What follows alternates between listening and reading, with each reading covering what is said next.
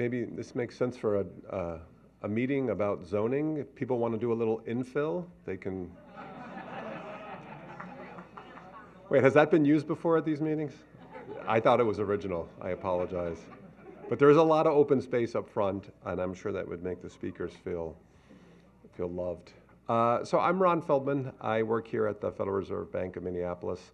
I really want to just start by thanking everybody for attending. I want to thank the panelists for agreeing to participate. I want to thank the folks from the Community Development and Engagement Group at the Fed who helped put this on. So I had talked to Ben Horowitz, one of the organizers here. He said I had 10 minutes, and I just thought to myself, boy, that's a lot of dread for you folks.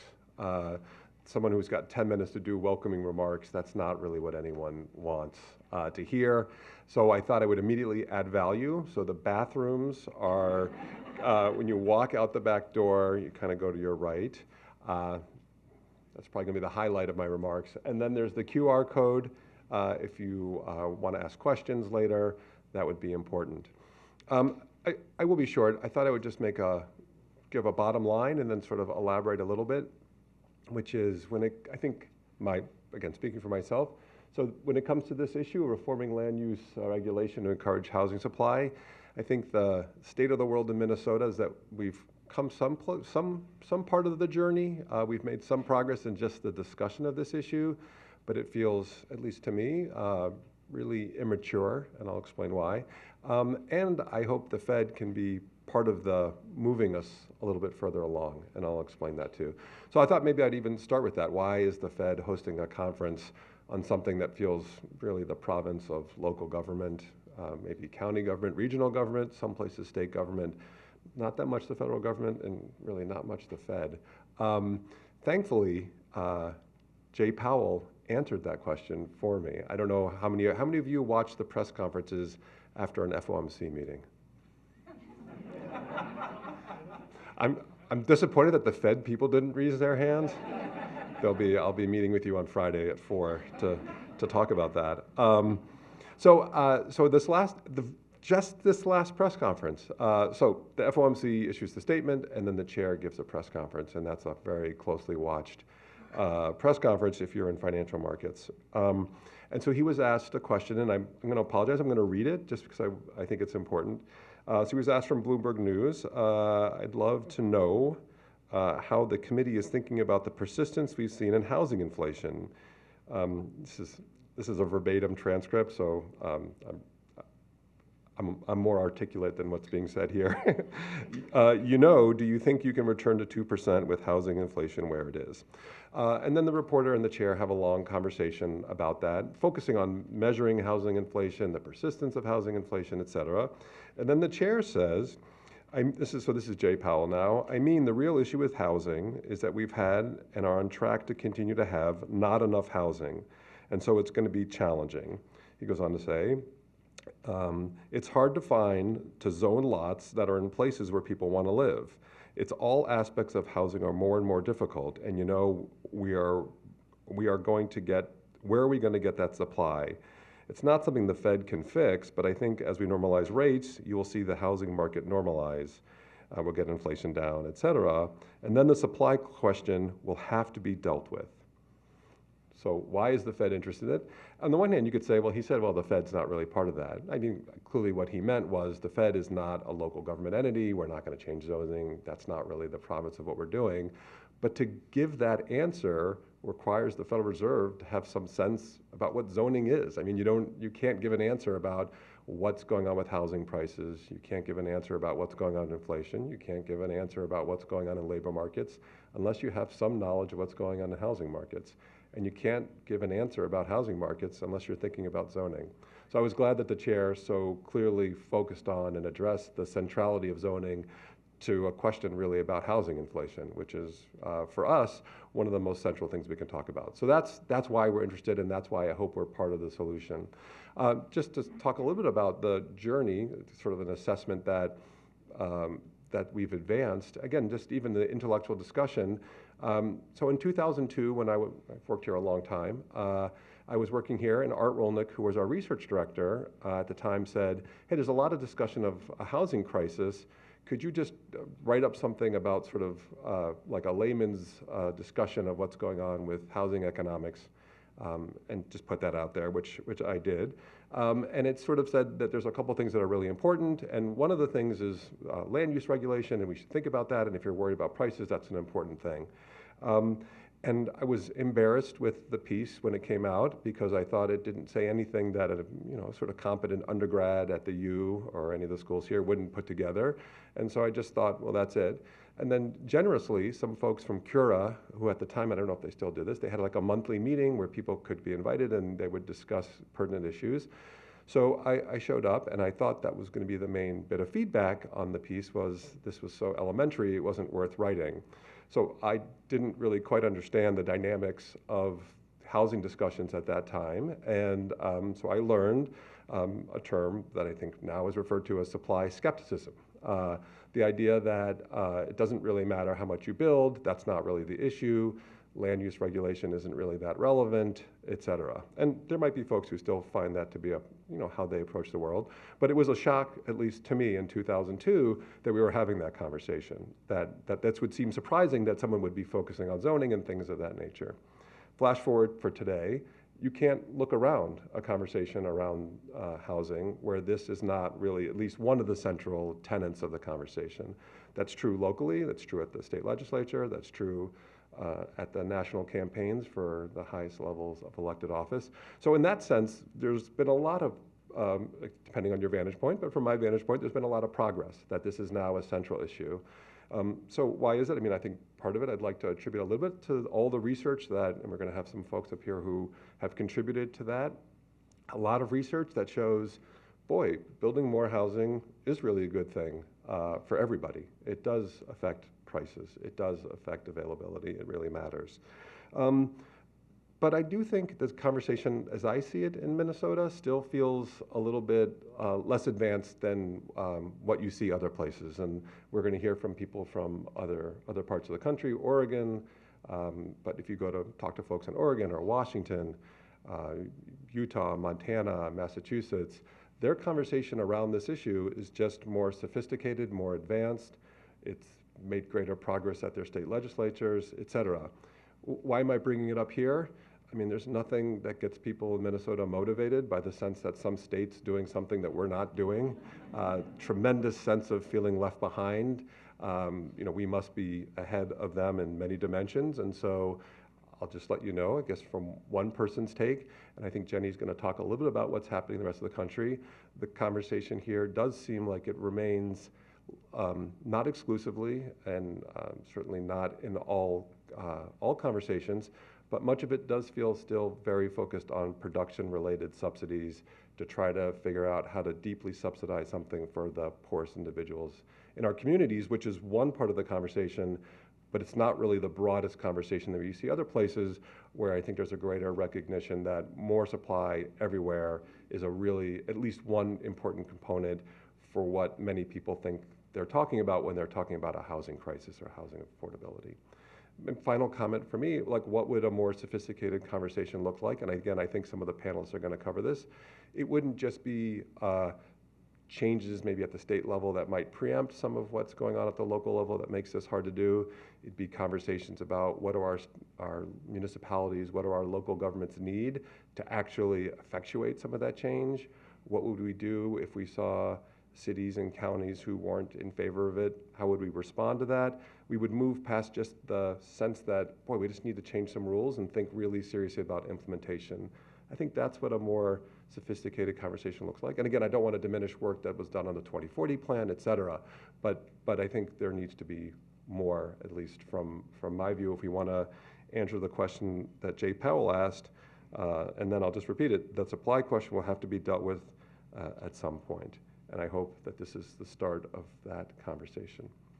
So that's what I had to say. I'm going to turn over to Ben. Again, I want to thank all of you for being here. I want to thank you for indulging a couple of minutes of time. If there's any other concrete questions you have about moving around here, there's a bunch of Fed people. We'd be happy to help and make sure that you have a fantastic experience here. Thank you all for joining us here today. I see a lot of faces in the room who have helped us understand how housing markets are working in our district and helped us hopefully create an event today that will add a lot of value to your conversations. Before I go any further, I do need to offer a disclaimer that the views that are expressed on the stage today are those of the presenters and not necessarily those of the Federal Reserve Bank of Minneapolis or the Board of Governors. Our first panel today is going to feature 4 experts from around the country who are going to tell us how some of the issues Ron mentioned are handled differently in different states. They're each going to share about 10 minutes of their wisdom with us individually, and then we'll all return to the stage for a panel conversation. That QR code that was on the screen and that's on your agenda as well will also pop back up during the panel conversation. You can use that Pigeonhole website to submit a question, which I'll be drawing from that list of questions as we walk through the panel. So first up for today's presentations is Jeff Levine from the great state of Maine. Thanks. So I get to kick this off. Jeff Levine, I'm an associate professor at MIT. Most of my background's in urban planning, though, so I'm very interested in this work, and I've been involved with some of the state-level reforms going on in New England. So I'm here mostly to talk about what's going on in New England. So there's New England. Little bit of context. So when I lived out in Minnesota, one of the things that I found really helpful to orient myself is all of New England's about the same size as all of Minnesota. And it's actually kind of laid out kind of similarly, except instead of the Atlantic Ocean, you have Wisconsin. But, you have Boston kind of where the Twin Cities is, Portland sort of where Duluth is, so it's not all that different. And I think that just helps in terms of context. And also, the mention of the idea that Minnesota gets really jealous when other states are doing other things. Think of this as 6 sort of siblings arguing all the time, and that's a lot of what's going on in New England, particularly Maine, which seceded from Massachusetts and still has a chip in their shoulder over it. But what's fascinating about this area, to me, other than being a New Englander, is there's a very strong tradition of home rule in all the states except Vermont.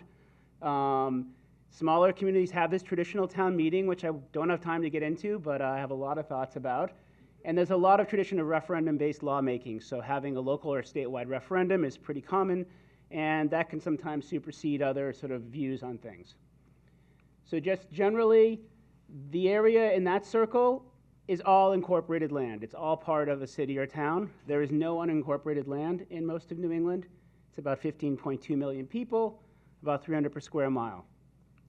Up there is nothing. And I'm exaggerating a little bit. Up in the county, there's a couple of small cities, but really, like northern Maine is like northern Minnesota. So when you think of what's going on in New England and the population center, you're mostly talking about southern and central New England, but northern New England starts at the Massachusetts border. If anyone ever quizzes you on that, that's not up for discussion. That's where the border is between northern and southern New England. So you get the sense that people are sort of territorial and have their own thoughts. What's really fascinating to me is, despite that, and maybe because of it, there's been a lot of state-level reform going on in these 6 states. So let me give you a couple of overviews. This is basically what's happening in all 6 states, and then I'm going to really focus on the 2 where the most work is happening. You start in Vermont. They have a bill called the Home Act that passed recently that is doing things like looking at parking and single-family zoning.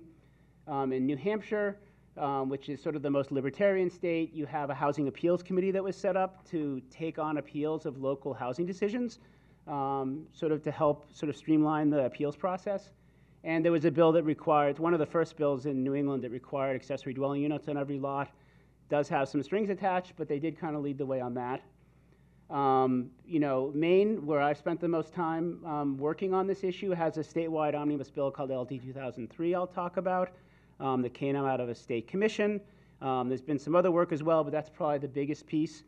Massachusetts, where I think the bulk of the activity is happening, I'm not going to sort of go too deep into the 3 main things that I've seen happen, but one of them is the Chapter 40B Comprehensive Permit Law from 1969. The second I'll talk a little bit about is Section 3A, also known as the MBTA Communities Act, and then more recently the Affordable Housing Act.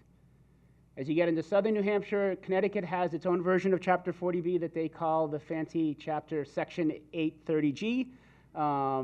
It's actually very similar to Chapter 40B, so I won't, if you think of it, you can think of it very similarly. I think one of the differences, which is interesting, is administratively enforcement is much stronger in Massachusetts, and enforcement matters when you're telling local governments to do stuff. And that's also a weakness with LG 2003 I'll talk about. Finally, Rhode Island finally got on the bandwagon this last year and passed a bill allowing accessory dwelling units by right. They were sort of the tail of this sort of New England trend. So to summarize all of that, accessory dwelling units are permitted by right in all 6 New England states, and that is a big deal. That took a long time. There are some strings attached, but that is progress forward in a very sort of home rule area where, as I mentioned, every square inch is incorporated. So there's going to be local zoning in almost all of those communities, and they all have to allow accessory dwelling units now. So that's one step forward. Maine and Vermont have abolished single-family zoning. Let's take a little bit of a sort of victory lap around Massachusetts here on this one, because I think I'm surprised that they beat them to it. Generally, both states have similar rules. 2 to 4 units are permitted on lots in zones that allow housing. You can't have a zone that only allows single-family housing if it allows housing at all. It is focused on growth zones in comprehensive plans, so there's a lot of strategic, well, how big does my growth zone have to be if I'm a community? Which is, again, sort of the implementation side. There's a focus on water and sewer, which, you know, having grown up in the Boston area, when I moved up to Maine, I said, what do you mean there isn't water and sewer everywhere? But there's lots of places without it. So factoring that in. And then there certainly are restrictions. It's not perfect, but I think it is a big step forward in both states. So let me talk with the rest of my time about 3 or 4 of the most relevant bills. Chapter 40B is sort of the oldest of a lot of these housing acts. It's Section 774 of the Acts of 1969, for those of you that are following along. A lot of people will call it the Anti-Snob Zoning Act. That's the same thing as 40B. It's the same thing as the Comprehensive Permit Act. And I remember in 2010, there was a statewide effort to repeal the Comprehensive Permit Act, which I actually thought, as a pessimist, was going to pass. And it actually failed really, really widely. It was like 58-42. It wasn't even close. And again, as I mentioned, Connecticut has CGS Section 830G, which is very similar to it. So basically, for those of you that aren't familiar with Chapter 40B, it kind of turns zoning on its head. It basically says we want to produce more affordable housing in the state. We want to produce it without public subsidy or without a lot of public subsidy. So if somebody proposes a housing development that is roughly 25% affordable, according to the requirements of the Act, the developer can come in to a community and say, I'm applying for a comprehensive permit. The state has agreed that I meet the requirements. You now have a very short time frame to issue me all of my permits. And the Act is actually pretty ambiguous about what it means by all the permits, but generally it's been applied to mean all the land use permits. So you might still have to get a building permit later. I'm a little surprised by that because I think technically that's not what the Act says, but that's how it's been implemented. And the community cannot turn this comprehensive permit down unless it finds some very significant sort of reasons why it needs to be turned down. And those reasons can't render the project uneconomic. So this is one of the few times in Massachusetts where a developer will submit sort of financials with it and say, I can't do fewer units. Look, my rate of return will go down too low. Been very contentious. Local communities hate it, most of them. A lot of planners secretly love it, honestly, because it is a way of saying, well, I agree. I don't think my community is doing enough about affordable housing. So that's the basic standard. There are a couple of ways to get sort of quote unquote out of this requirement. If you get 10% of your housing, your year-round housing, to be affordable or to have received a comprehensive permit, which is another one of those funny sort of asterisks, or 1.5% of your land area is considered affordable housing, you then don't have to issue a comprehensive permit for this. You can still do so. So Cambridge, Massachusetts, when their zoning was very restrictive, would sometimes consider taking comprehensive permits despite the fact that they met the 10% requirement. There was no ban on someone seeking one. There was no ban on issuing one. So it was an interesting sort of a thing that got tested in Cambridge. Yeah, and then finally the last one, which actually isn't on this slide, if you do a housing production plan, if you're proactively planning for more housing in your community, you get a little bit of an exemption from this for a year or two. But you have to show a plan, you have to start implementing it, which is really what the bill is about, is you should plan for more of a range of housing. And if you don't, here's the stick. Unfortunately, the stick has sort of become the main thing in town. So you have this thing called the subsidized housing inventory, and the reason I bring this up is the number of units in your subsidized housing inventory determines whether you meet the 10% requirement. and it's not the same as the number of affordable units in your community. The reason is, if someone comes in for a 400-unit development in your community, and 100 of them are affordable, all 400 of them count on your SHI. So the market rate ones count as well. So even if you get the 10% on this, that doesn't mean 10% of your housing is affordable. Having said that, there are communities at 2 or 3%, like Ashkenat. There's more further down the alphabet. But it's an interesting sort of way of it almost encourages communities to have comprehensive permits with fewer affordable units if that's their goal. But it's a method, and it works. And it's been very effective. As a planner who worked in Massachusetts for a long time, I thought it actually worked pretty well. That was an unpopular view at the planning events to say that, but I thought it actually worked pretty well. And just one example of a project I worked on, St. Aidan's in Brookline, was a Chapter 40B. It never would have happened without it. It still got negotiated down from 144 units to 59, of which only about half of them were affordable. But it did happen, despite many lawsuits, despite a lot of local funding going into it, and it would not have happened without a comprehensive permit. Section 3A of the MBTA's Communities Act is a more recent bill. It applies to 177 communities in eastern Massachusetts out of 351. These are the ones that are considered to have MBTA service or be abutting MBTA service. And I won't walk through this entire chart, but basically what it requires is that every one of those communities has to submit a plan to the state and to implement a plan that rezones areas for a certain minimum amount of multifamily housing.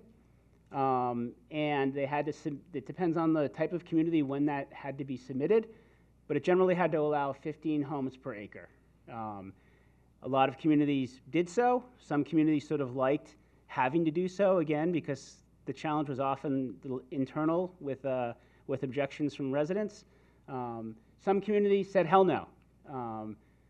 So I'll touch back on that in a second. And then there's just a long formula about how many units you have to create, how you have to do it. These slides are probably more detailed than I have time to go through, but I'm sure they'll be worth looking at later. So who's done it? This is a chart that's been kept up by the local public radio station. If you are green, you're pretty much set. If you're orange, you still have a little bit of time. And then you have these two communities that are in red that basically told the state, the Commonwealth, to go away, to flip off. We're not going to do it. Milton actually passed it, and then it was overturned by referendum. I believe the other community just has never submitted one. It's a much smaller community. I forget the details. Someone else in the room probably knows it. So Milton, that red dot just south of Boston, is now being sued by the Commonwealth. And it's going to be an interesting case to watch in terms of how do you administer a law, what's the penalty. They're basically arguing out what the penalty is, whether it just means they're not eligible for certain grants or whether they're violating state law, which they kind of are, but that's a longer conversation. LD 2003, the last thing I want to touch on is the bill in Maine, because I think it's an interesting sort of different way to approach this issue. It really has 5 sections in it. I mentioned that you have to allow 2 to 4 units on a lot. You have to allow accessory dwelling units. It reaffirms municipal roles in fair housing, and the idea that it kindly reminds municipalities they have a role in enforcing fair housing laws. A little ambiguous whether they really had to or not, but it was a good thing to have in the bill. It sets statewide housing production goals that they've now brought down to the county level. They haven't quite brought it down to the city level or town level yet. There's an interesting conversation about the sort of MBTA Communities Act version where you have mandates. Haven't gotten there yet. And then, and this is the piece that I think is the most innovative, there's a requirement that if somebody does an affordable housing development in a growth zone, that the community has to give them a 250% density bonus. They have to be able to build 2.5 times as many units as they would otherwise. And this is a project that's at least half affordable as opposed to 40B, which is 20 to 25%.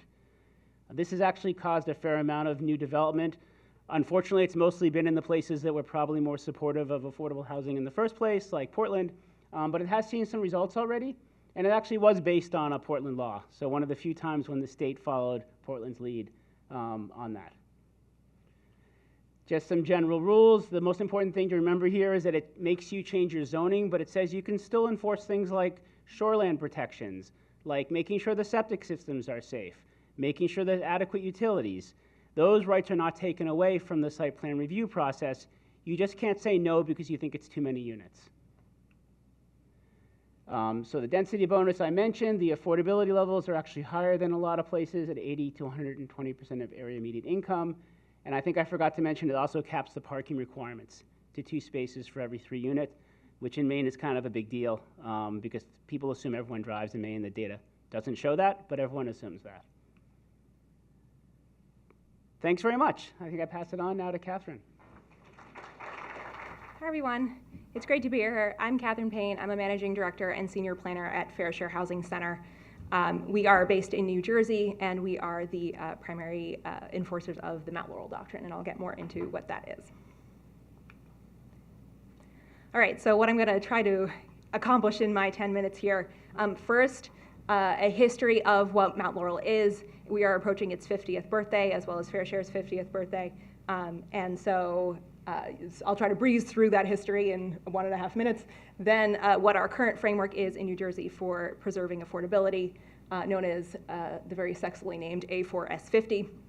And then mechanics and mechanisms, exactly how affordable housing is developed and built on the ground. So first, a little bit about who we are, Fair Share Housing Center. We were founded in 1975 after the landmark Mount Laurel I ruling, which declared that all municipalities in New Jersey must provide its fair share of the region's need of affordable housing. And Fair Share has continued to defend the Mount Laurel Doctrine as a nonprofit, but we have expanded our portfolio to include things like safeguarding access to housing at both the local, state, and federal levels, do things like effective disaster relief and recovery, and reducing the racial wealth gap. All right, so going back in time a little bit. So New Jersey, since the 1960s, has really taken steps to dismantle exclusionary zoning. And that started in Mount Laurel, which is a suburb of Philadelphia, back in the 60s. So at this point, Mount Laurel's Black community was really under threat of displacement. Camden and Philadelphia, like many cities around the country, were really experiencing white flight. White residents were moving to the suburbs in droves, and the population of Mount Laurel and the surrounding suburbs doubled between 1960 and 1970. And that had real implications for housing affordability and who was able to live there. So this high demand for housing made it challenging to construct moderately priced homes. And rather than offer assistance and provide opportunities for folks to live in affordable housing and develop it, Mount Laurel's government went so far as to actually demolish the homes of residents who couldn't afford to live there anymore. So Ethel Lawrence, pictured here, and her fellow advocates sought to take matters into their own hands. They said, we're going to build affordable housing ourselves. But when they went for zoning board approval, they were told by the then mayor, if you people can't afford to live in our town, then you'll just have to leave. That did not go over well. So Ethel Lawrence and her fellow organizers, along with the NAACP and public interest attorneys, filed a lawsuit claiming that Mount Laurel's zoning laws excluded residents on the basis of class, and the Supreme Court ruled in their favor, requiring all New Jersey municipalities to provide their fair share of the region's need of affordable housing in both new construction obligations and a rehabilitation obligation of existing housing. And Fair Share Housing Center was established that same year to help enforce and implement this new requirement. However, the township of Mount Laurel really didn't comply very well with that requirement, which led to a second court case, Mount Laurel II. And that really filled in the gaps of what Mount Laurel I said. It gave really detailed guidance for how fair share obligations were calculated. It said what is called a realistic opportunity for affordable housing is, and that was codified in the Fair Housing Act in 1985. Of course, there was a lot of resistance to this along the way, ranging from Governor Tom Kean calling the Mount Laurel Doctrine communistic, to a bunch of mayors kind of meeting in back rooms talking about how they could undermine the doctrine. And one of the biggest forms of challenge came in the form of regional contribution agreements. So these are RCAs.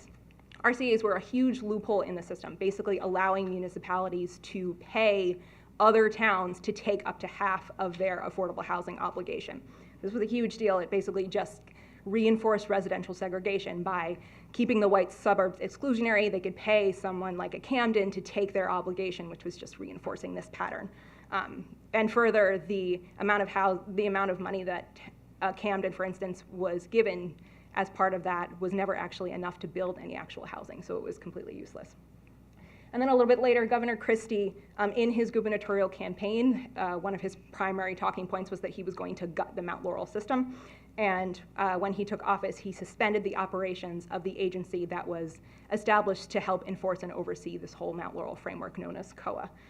And so under Christie, it really stymied affordable housing development, and really there was a 15-year period where basically nothing was happening.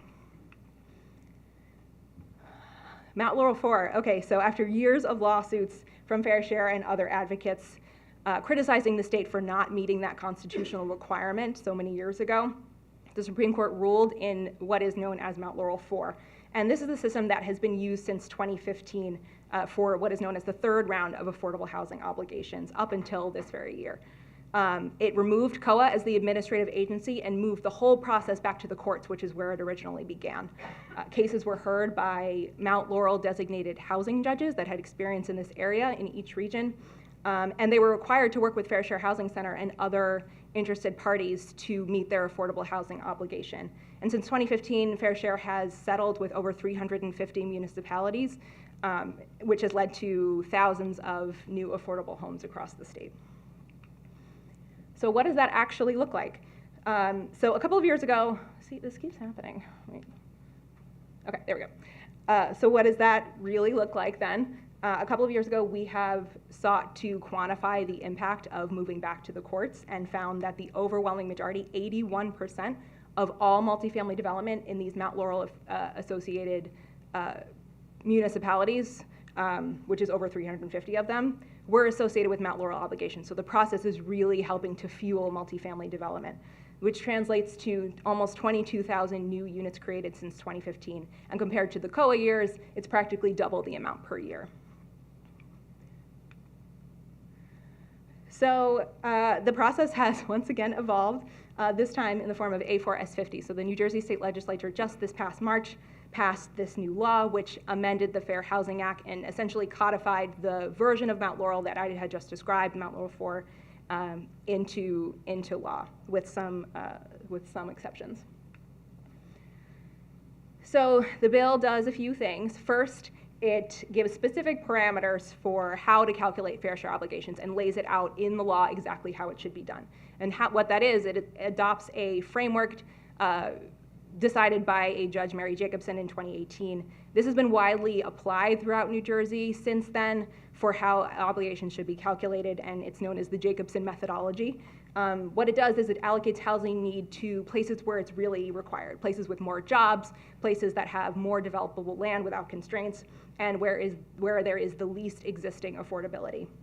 And this is important because codifying the methodology basically makes it so that towns can more efficiently and effectively plan for what their obligation is going to be, and reduces the amount of costly litigation that's part of the process. And so we are hopeful that that money can now be used to go towards better planning and less towards the legal aspects of things.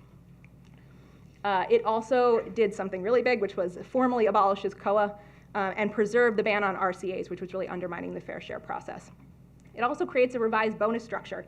So bonuses have long been a part of the fair share system, but under A4S50, it changes it to incentivize certain types of housing that are really needed in the state right now. Those include things like supportive housing, redevelopment opportunities, TOD, and so the bonus credit system basically works that depending on the type of credit, you can get either a half a credit or a full credit depending on the type of housing that you're looking to pursue. State agencies are a really big piece of how this is really administered. The first is the Department of Community Affairs, DCA. DCA is responsible for publishing these guidance numbers for each municipality stated in the law. So they take the Jacobson methodology, they actually do the math for folks and publish numbers. I say it's guidance, and that's really important. So towns do not have to adopt these numbers. They're trying to do the work for you, and you can take what they're saying, but you can also do the calculation yourself. They are also required to adopt rules on municipal spending plans. So residential and non-residential fees go into an interest-bearing account, and those funds have to be spent on affordable housing projects in accordance with a defined spending plan, and DCA also is required to regulate those. They also are responsible for training municipal housing liaisons, which are the municipal contact required to essentially oversee the process for the town, and the administrative agents that make sure that affordability controls are being maintained. HMFA is another key agency. They are adopting what is called the Uniform Housing Affordability Controls, which regulates the administration of these Mount Laurel units, including deed restrictions, and make sure that towns are complying with specific income and bedroom distribution requirements. For instance, affordable housing projects have to have 13% of very low income units. And require that units are also affirmatively marketed. So it's not just marketing to the people that are currently in your town, you are being creative about how you are proactively getting more folks to learn about specific development projects. The bill also, very importantly, has 30 and 40-year deed restrictions, rental and for sale. This is a big increase from the last round and something we see as being very important. And then there's the AOC. They are in charge of the Affordable Housing Dispute Resolution Program, which is not technically a court process, but is being administered for, I think, logistical reasons, because the courts know how to do it, how disputes will be resolved. I'll talk about that very briefly. So there is a big incentive for municipalities to participate in this process.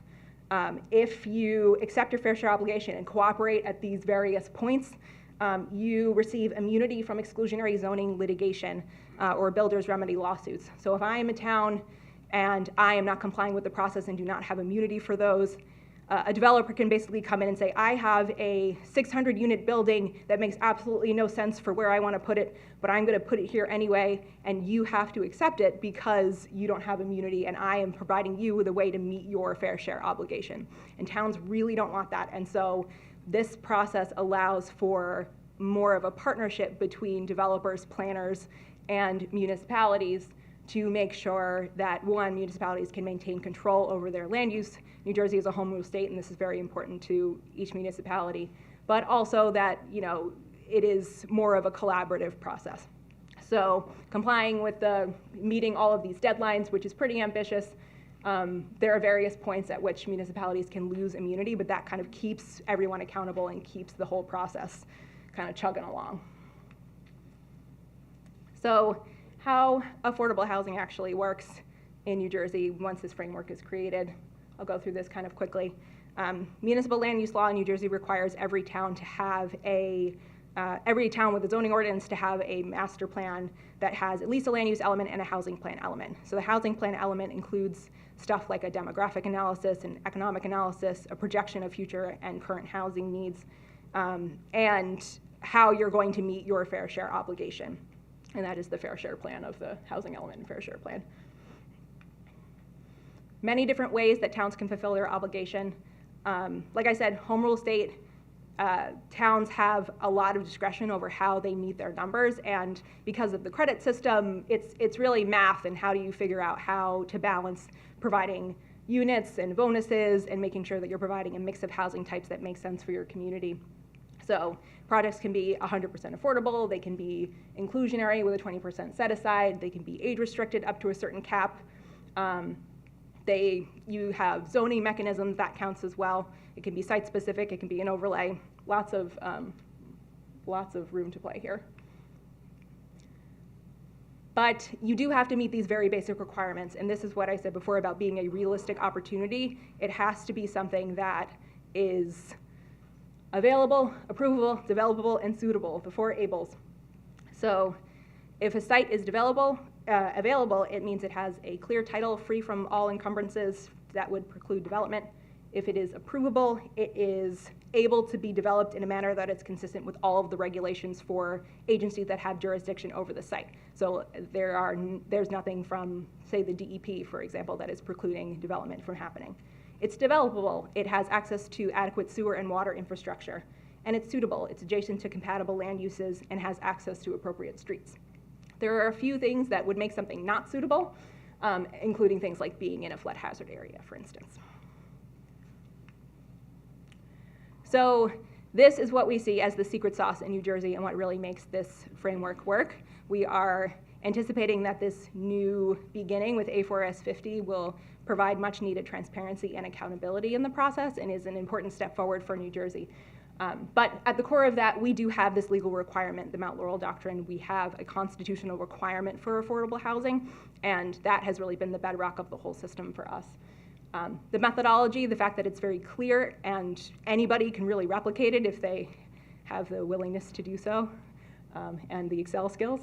But that it prioritizes affordable housing in the places where it's really needed most. There's a strong network of advocates in New Jersey at the state level, at the municipal level, and that makes sure that municipalities are being held accountable for their obligation and that the state is fulfilling their role. And there's a long history in New Jersey of making sure that that advocacy is happening. A requirement for long-term affordability, I talked about deed restrictions already. This is a critical piece of the puzzle. Flexible production mechanisms, this is very important to municipalities themselves, but the fact it also leads to a diverse of housing typologies and a lot of options for towns, and a strong legal framework. So I talked a lot about, what this process looks like up front, but this is a 10-year round of affordable housing obligations, and so once these plans are implemented, there is a process for how that is really, how those units are really brought to fruition and what that really looks like. So that is Mount Laurel in New Jersey. So if you're interested in learning more, feel free, but thank you so much. Good afternoon. Now I'm going to take you to the other side of the country. I'm Mary Kyle McCurdy, the Associate Director and Senior Staff Attorney at 1000 Friends of Oregon. We are a statewide nonprofit organization that's been around for 50 years, and we are the non-governmental entity that's the kind of watchdog advocate for Oregon's land use planning program. So what is Oregon's land use planning program? It's statewide, it's comprehensive, and it's been around a long time. Oregon's statewide comprehensive planning program was established by the legislature in 1973, and the legislature stated goals that they wanted accomplished through this program. They set up a statewide agency and told them to adopt goals that would implement Senate Bill 100. That Land Conservation and Development Commission, or LCDC, adopted those goals that every city and county must comply with in their comprehensive plans, zoning ordinances, and related regulations. So what are those 19 statewide goals? They're very comprehensive. They address agricultural lands protection, coastal shorelands, transportation, recreational needs, economic development, transportation, and goal 10 is the housing goal. Again, every city and county has to adopt comprehensive plans and related ordinances that implement the statewide planning goals. Those have to be approved by the state, and they're regularly updated. And our state legislature often adds things to these, as does the state agency through regulations. Every goal starts with a general primary objective of that goal, and this is the objective of Goal 10. Basically, every city has to adopt a plan that will encourage the availability of adequate numbers of needed housing for all Oregonians at price ranges and rent levels that they can afford, and allows for flexibility of housing in location, type, and density. Every city, we just have cities, we don't have other kinds of municipalities, has to adopt this no matter how small or large the city is. So as a result, since the mid-70s, every city in Oregon has zoning that allows a variety of housing types. But how are we doing? Not that well. There's been a lot that's done, but for a variety of reasons that I'm sure you're all familiar with, and you've seen in your own communities, we are experiencing a housing crisis. I've given the population of Oregon and the Portland metropolitan region below so you can compare them to your own areas, but basically we're about 500,000 homes short for the next 20 years, and really over half of those really are for middle and lower income housing. Housing for those of lower and middle incomes. And that means we need to be building about 50% more housing than we were pre-COVID. And how did we get here? So we have great objectives in our Goal 10 housing goal, and there's been rules that have been adopted and statutes that have been adopted to help carry that out. But there's still been a failure to fully implement that goal locally and enforce it at the state level. And we run into local code and barriers, including of substance and process, and political will that just hasn't been there. We've had decades and decades. It's not unique to Oregon, it's across the country, of residential discrimination, segregation, and redlining that is still reflected in the development patterns today, where 70% of our housing is single-family detached housing, the most expensive and land-extensive housing. That has resulted in a mismatch between family size, incomes, and housing options. Plus, we've been experiencing decades-long lack of funding for housing-related infrastructure. Nonetheless, we have adopted, for many years, our state legislature has adopted things to try to move this along. So, for example, it's state law that every city must adopt and apply only clear and objective development standards for housing applications on land zoned for residential use. So a city cannot say housing has to be consistent with the characteristics of the neighborhood. That's not clear and objective. Sounds like some of you have seen that. And a developer can opt for more discretionary kinds of development standards because certain kinds of pieces of land may require that. But every city has to have a path that's clear and objective. And there's time limits on local processing of all land use applications for 120 days without the consent of the developer for longer time periods. And the state has defined what needed housing is. It has to be accommodated in every city. Detached single-family, middle housing, multifamily housing, affordable housing, mobile homes or manufactured dwelling parks, housing for agricultural workers, housing for individuals with a variety of disabilities, older persons, college and university systems, and most recently SROs, single room occupancies. But nonetheless, we haven't been doing enough in the land use sector. So starting in 2017, our state legislature said, okay, we've had decades long of hoping local governments would be implementing Goal 10, that state goal, adequately, but we are still finding a housing shortage. So we're going to do some things at the state level. And it helped that this was led by the Speaker of our House, who's now our governor. So in 2017, Oregon passed a law related to accessory dwelling units.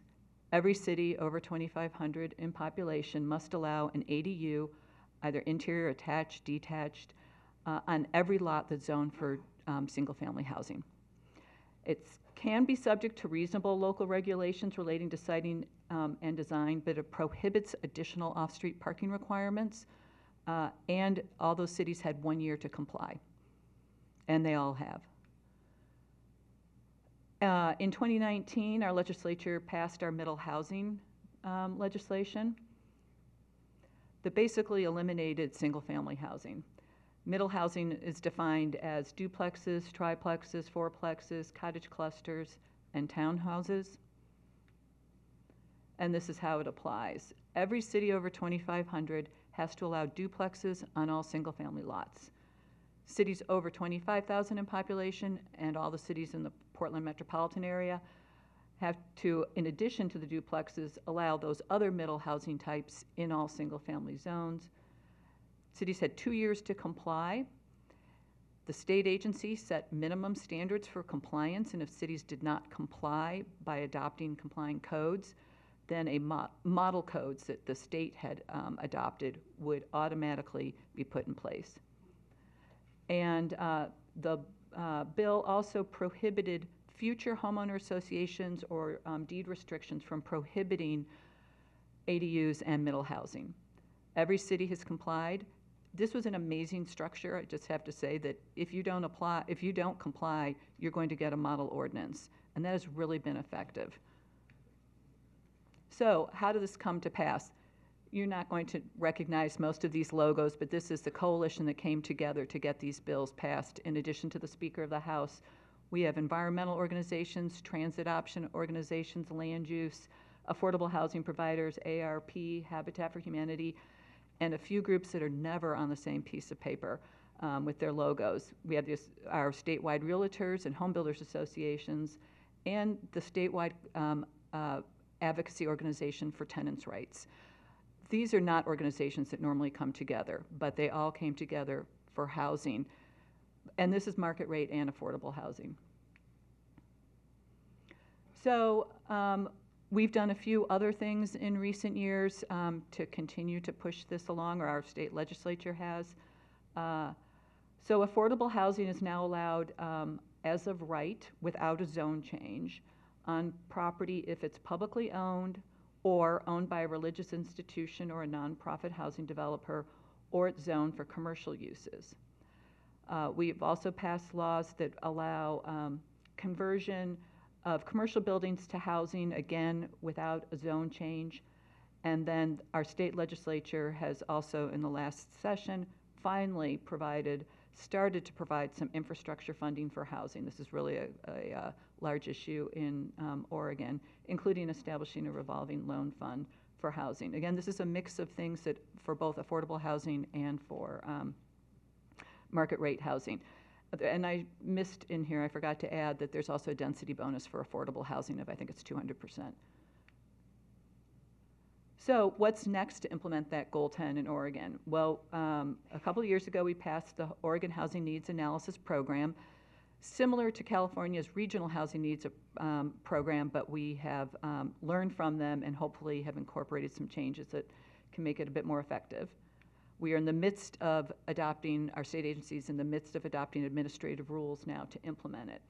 And those will be done in January of next year. But here are the key elements of what we call ONA. It's focused on actual housing production, equity, and affordability. Our state establishes statewide, regional, and city housing needs for 20 years, a total amount and by income levels, and those numbers are updated yearly. Those numbers that are assigned to every city includes underproduction and housing for those experiencing homelessness. And cities over 10,000 in population must adopt a housing needs analysis and a housing production strategy to show how they're going to meet that housing need that's been allocated to them. And those have to be updated every 6 to 8 years. And there's both accountability and enforcement built in. Again, we're right now in the process of adopting regulations to put some meat on all of this. But here's an example of the housing allocations just came out. This is the regional allocation, but you can see the income levels.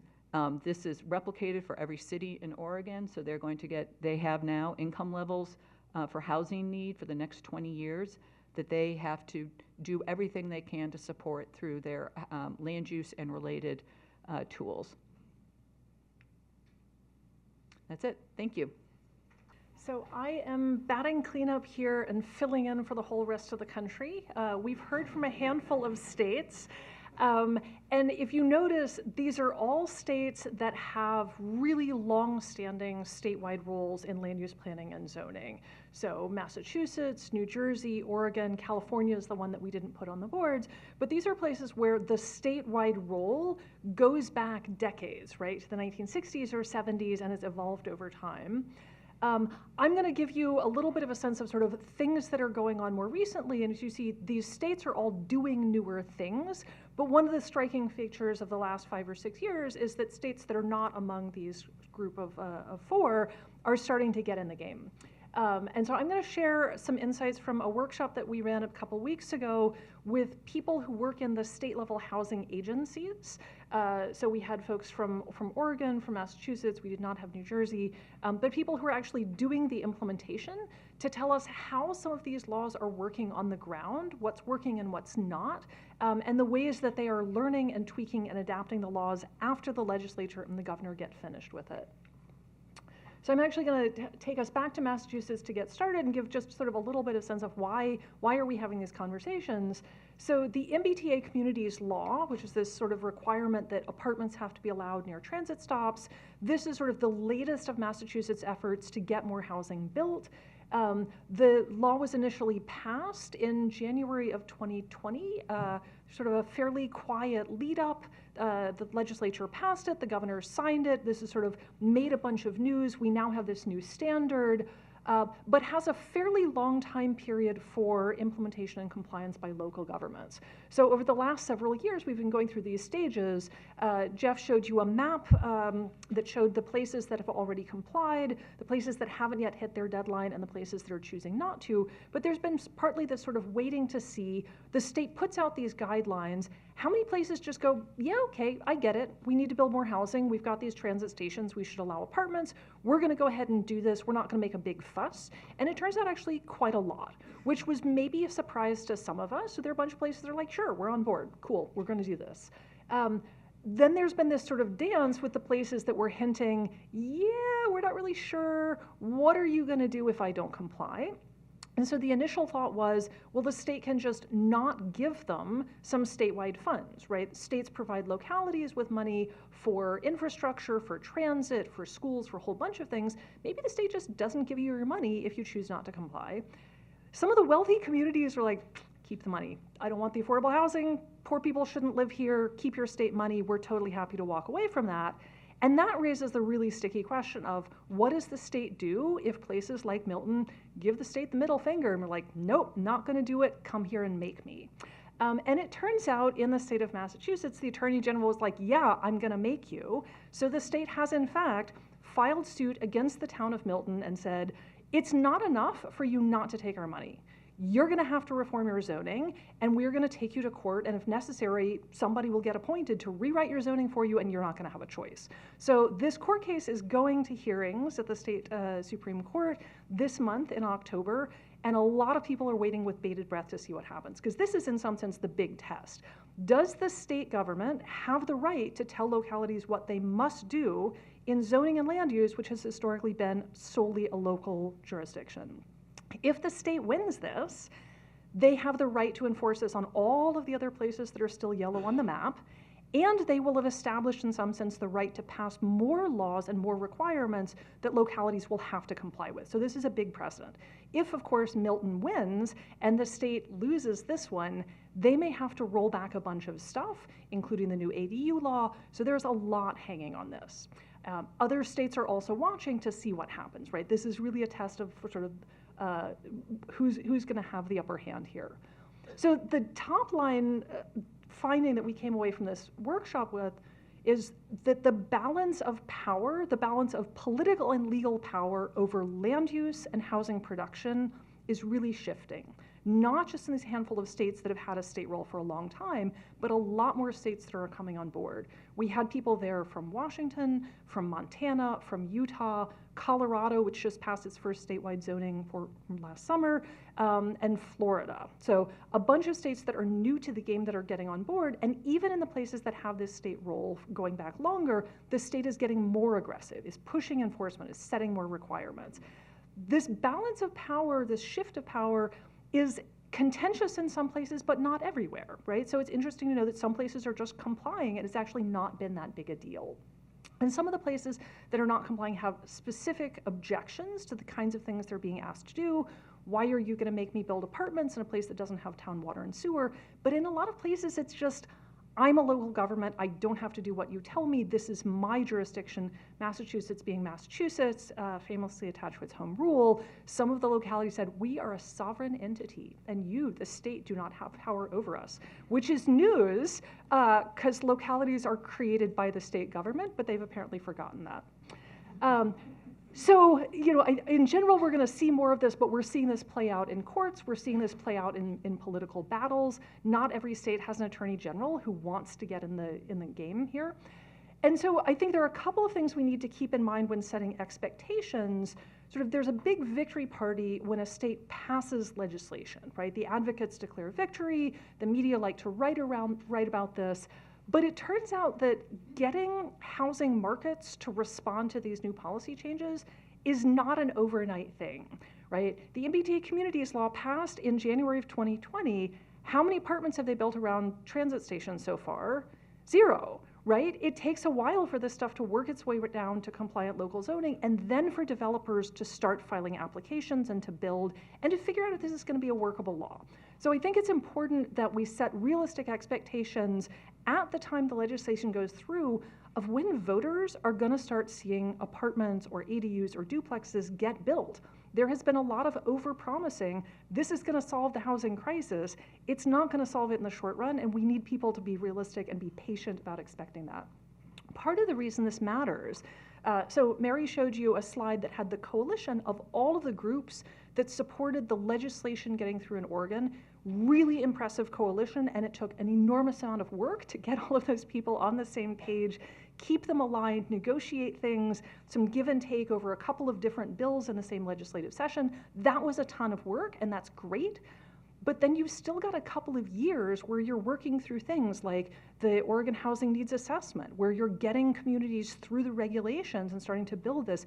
There needs to be continued political support behind this movement from a number of the coalition partners, and it's not clear whether the coalition that comes together to pass a law is going to stay together long enough to see this through, right? So again, setting some reasonable expectations and then doing the work that's needed to keep the coalition there. One of the things that came up at the workshop that I hadn't actually thought about before is that there are actually a lot of different policies. There are different pieces that are getting passed. So you need to create a multifamily zoning district within some distance of public transit stations is a little bit of a squishy exercise and intentionally builds on some flexibility for how local governments respond to that. Lots of localities like that. They want the flexibility. This can forestall some of the pushback against it. But also, you gotta hire some planners or consultants to sit down and look at your map and figure out where are we gonna do this? What does 15 units an acre look like? Where do we put this in? What kind of structure types? That's an exercise. It takes time, it takes staff, it takes some data, it takes some work. That's gonna take localities a while in order to get this stuff in place. There are other kinds of policy changes that are actually much faster and easier. You're not allowed to require off-street parking. All you have to do is delete some text from your zoning. That's actually a really quick and easy one to implement, and something that can go into effect right away and immediately be acted on. Not that one of these is better than the others, but as states are thinking through what they are putting out to localities and asking them to respond to, a mixture of things that are really complicated to implement, and some stuff that's kind of lighter and easier and that you can move with quickly might get you at least a little bit of the way towards market responding faster. States have a really wide spectrum of policy tools that they can use to encourage localities to revise their zoning.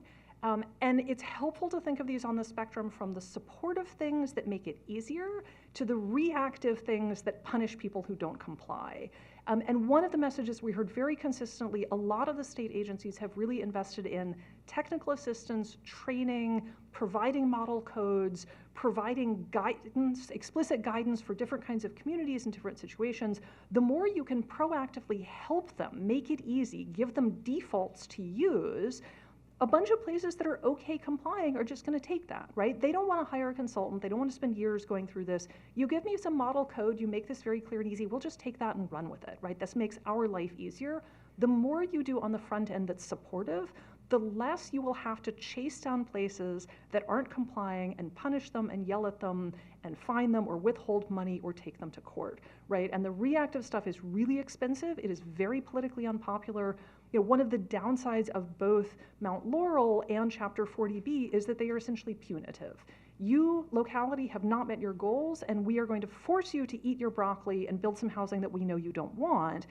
That creates a very hostile and antagonistic relationship between the state and the locality, and that's when you wind up in court for a couple of decades. The more this can be done in a way that's, hey, we're growing, everybody needs to plan for growth, we're gonna help you get there, but we're gonna make this easy for you and see how many of you will go that direction. This is gonna wind up being easier on the state agency in the long run. For the data nerds and researchers out there, Ron, I'm looking at you. There's a very widespread need for better data and metrics that allows state agencies and researchers to monitor how well these things work. How many homes have we built under all of these laws that have been passed? We don't know, because we don't actually have very good data on total unit production. If you want to know how many townhouses have been built or how many duplexes or ADUs, we don't have good data on that. How many of the apartments that get built don't have parking after parking requirements are lifted? We don't know because we don't track that stuff. So it's very difficult, particularly if you're going to have some sort of legal or financial consequences. States can't penalize localities for not complying if they can't measure compliance accurately, and that's something that is sort of a housing community and real estate community. We need to think about how we can be supporting that. We always like to say localities don't need to be doing all of the heavy lifting on evaluation themselves. This is a great time to partner with a local university or research center who can provide different kinds of skills and do the data analysis. But it turns out that often the researchers have sort of academic questions, and the localities have very practical questions, and they don't speak the same language. And so this is a place where groups like the regional feds can be very important in playing a translation role, matching up local governments or state agencies that want to do evaluation with entities that have those skill sets. And then a really important final point to leave you with, we were talking intentionally to mostly career staff in the state agencies who do the implementation day after day after day. These are housing experts. This is all they do. They know the ins and outs of the regulations. They understand how this works. They're seeing the challenges and the pain points. They're answering questions coming in from localities. They know a lot more about what works and what doesn't than the people who sit in the state legislature who are writing the bills and who are passing the bills. There needs to be a better feedback loop so that these lessons about this kind of policy is hard to implement, you're gonna have to support it, this is an easy one, that needs to get back to legislators so that they can be tweaking things that they've passed or thinking about that for the next session. Legislators have to cover an enormously wide range of topics. They have to spend 15 minutes on one topic and move on to something else, but they need to be getting this information. We want to spend political and social capital passing legislation that will actually produce houses. The goal is not to rewrite the policies on paper, it's to get houses built. And until we make sure that we're getting this feedback loop, there's a risk that we're gonna pass a bunch of laws that aren't effective, and voters are gonna say, you did a bunch of zoning reform, where's the housing? Why is it still so expensive? And then we're gonna run into backlash. So this is one of my concerns with a number of the states that are sort of pushing really hard on the envelope, that we have to show results, and also realize that we're not gonna get it right on the first time. If you need to go back and tweak the legislation to make it more effective, then do that. Don't just assume that once you're done, you can walk away and move on to something else. So I will leave you with that and look forward to the conversation.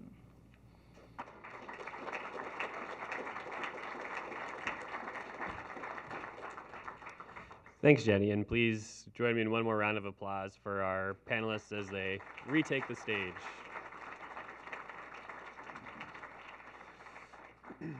So now is the time where we'll turn to questions from the audience and from myself. We heard from a lot of you about the diversity of towns in the areas you work in or study. Here in the Federal Reserve's 9th District, we've heard stories from developers who had to call town librarians to dig out the zoning code from an old city library because it hadn't been looked at in so long. We've even heard from fairly large cities where there hasn't been a comprehensive update to the approach to land use since the post-World War II era. So I'd be curious to hear a bit more from all of you how you've seen these different policies play out from the perspective of local governments. What kinds of resources have been most helpful, or how have approaches changed over time to reflect the diverse realities in these local units of government? Would anybody like to go first, or should I volunteer somebody? I think we should volunteer Jeff because he has the most local hat. I think it's a pretty broad question. I think some communities, as I mentioned, the staff or the political leaders are kind of happy to get a push to do what they think is the right thing. I always, in terms of implementing 40B, the comprehensive permit law, there is a way to get around. There's a way to not be subject to it, and that's to do housing planning and to actually implement it. So I think a lot of communities actually like having that because honestly, the dynamic, especially in a town meeting form of government, but even with a city or town council, it's very hard to push on things that may sort of seem injurious to just even a few residents. But if you have this statewide sort of mandate, it becomes a little bit easier. And then you just find the outliers, the Miltons, that really are just saying, you know what, we're just not going to do this. So, I mean, I'm a big fan of statewide reforms to zoning laws. I think that it's something that really needs to be done at this point. And I think that the challenge is going to be getting the laws passed, but then as Jenny said, and as others alluded to, staying with it. Because what's happening in Maine right now with very little implementation enforcement is some communities are just ignoring LD 2003. Others are using it as the ability to move forward on things they really wanted to move forward anyways. But to some extent, then you're finding the people that are friendly to it. I don't really know what to do with the communities that are just absolutely adamantly opposed to it and are willing to litigate. And that's where it's going to get really ugly. I think this Milton case is enormously important in Massachusetts. And I will say that, I mean, at the end of the day, whether housing gets built in a community depends on the political will of the elected officials and the support that they're getting from their voters. The places that want to build housing will figure out which rules to tweak and how to get it done, and the places that don't want to build housing will figure out all of the levers to pull to avoid doing it. And you can spend a lot of time and resources chasing after a handful of places.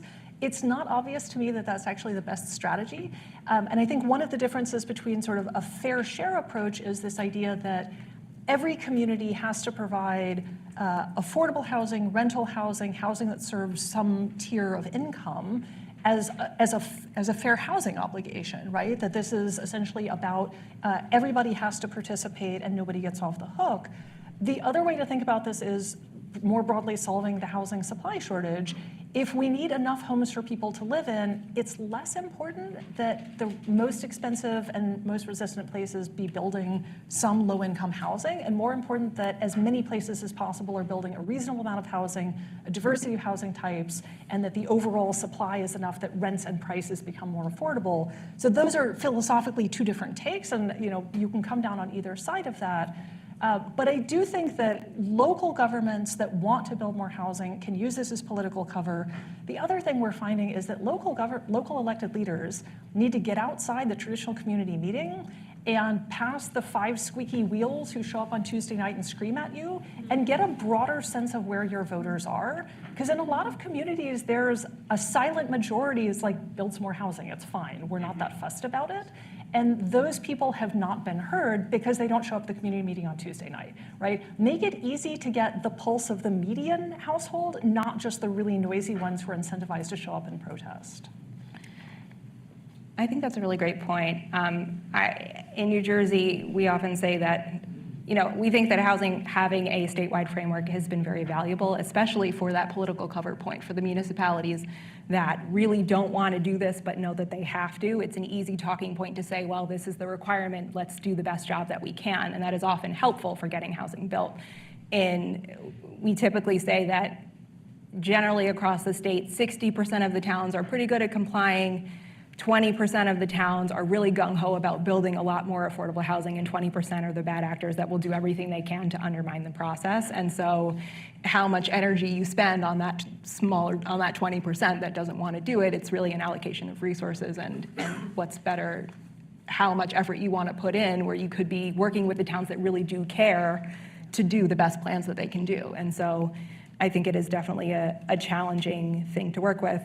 The other thing I think is really important for municipalities in New Jersey in particular, and I would imagine other places, is the lack of technical assistance for towns that really do want to do better planning. Especially for smaller localities, they don't have the resources, they don't have planners on staff to be doing this work, they don't have housing experts, and so they often have to contract with consultants who do wonderful work, but that is expensive as well. And so more guidance from state or regional planning agencies, I think, could be really helpful in providing that service to towns that want to do the right thing, just don't really know how. And I'll just echo that the state backstop has been extremely helpful to those localities and planners who want to do the right thing. And we have found in recent years that technical assistance and data provision from the state, in addition to infrastructure funding, model ordinances, that sort of thing, has been very useful. Our state agency has contracted with several different consultants, private consultants, who are then sent out, and they're experts in implementing these laws by this time, to do audits of local codes and plans and to rewrite them for local jurisdictions that don't have that have one planner, right, on their staff. So that having a team that's ready to be able to put out of consultants who are specialized in these middle housing and ADUs and that other sorts of things that I mentioned. And then also the coalition building, just to emphasize again, the coalition building to get these passed and to keep them going, to see that they're enforced. These relationships many of them are longstanding in Oregon, and we continue to cultivate them, but most of these organizations are not ones that are, steeped in land use planning. And so they look to us and a few other organizations to help them through this.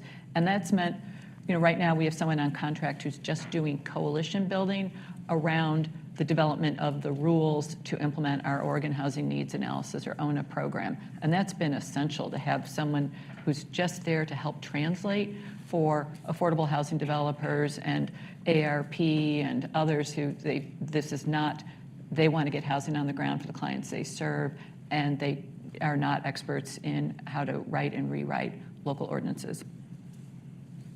Thanks, that was really helpful. And there's a slightly different flavor of this question in the Q&A as well, which is for cities that are in that category of very willing to support more housing, but perhaps already done a lot of work to change their local requirements. Are there any ways you've seen states make sure that their new rules aren't undoing work that's already been done at a local level, or is that ever a tension that needs to be navigated?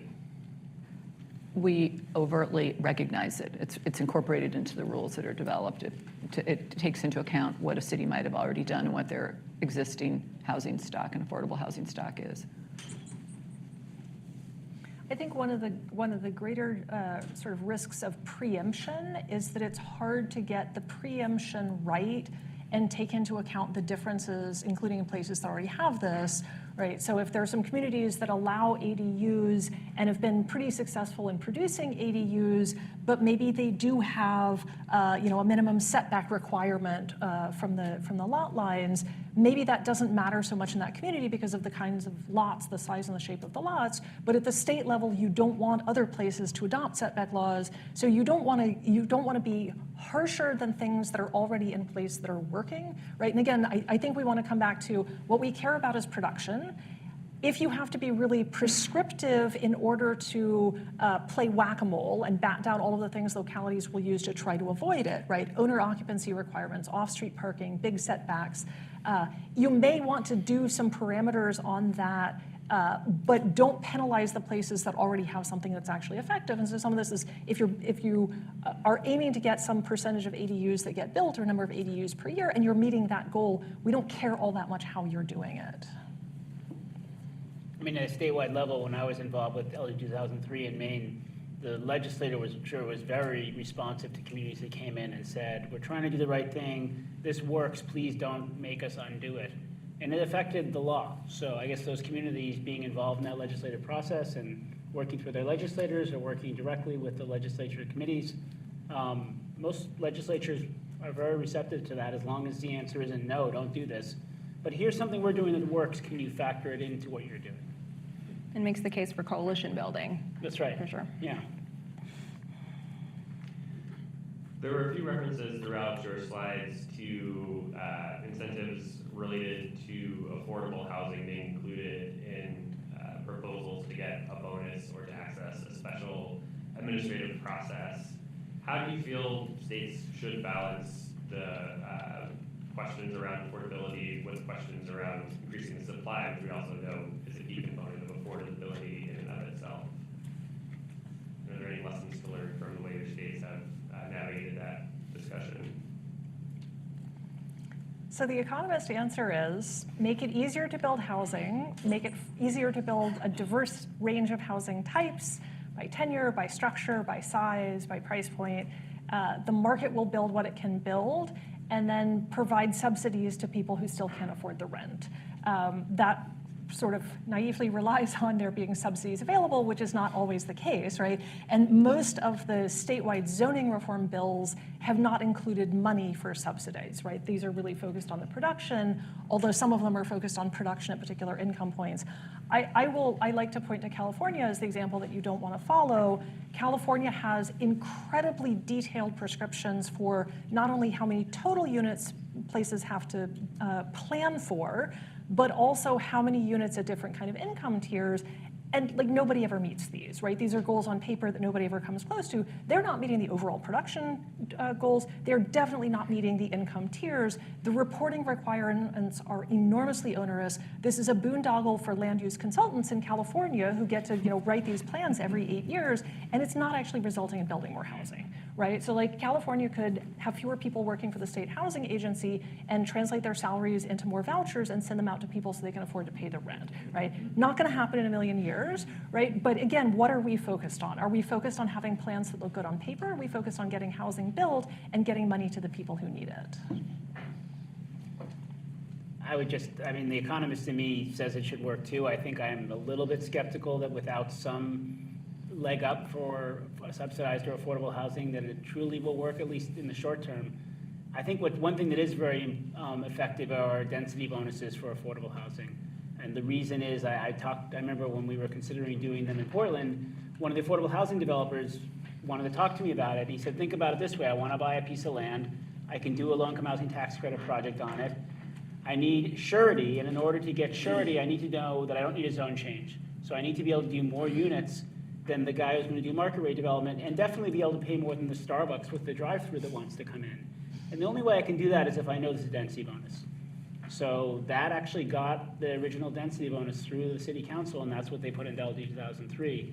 And that's a way of leveling that playing field and using a different sort of economics, but the same basic idea of like, let them know they can do more units, and then they can put a deal together more easily if you want to see a variety of income levels.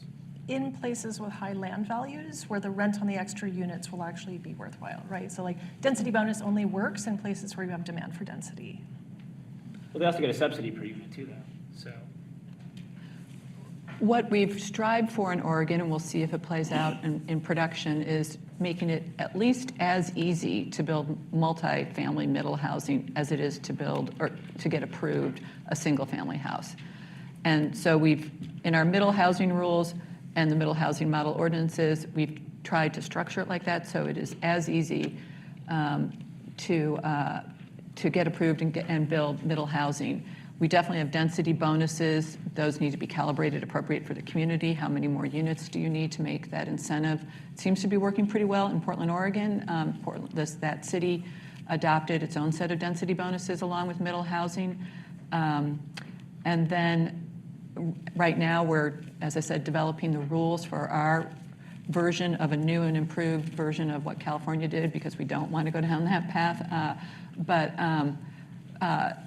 The land use planning can't deliver the production of affordable housing by itself, but it has to set the table for it to happen, and that means density.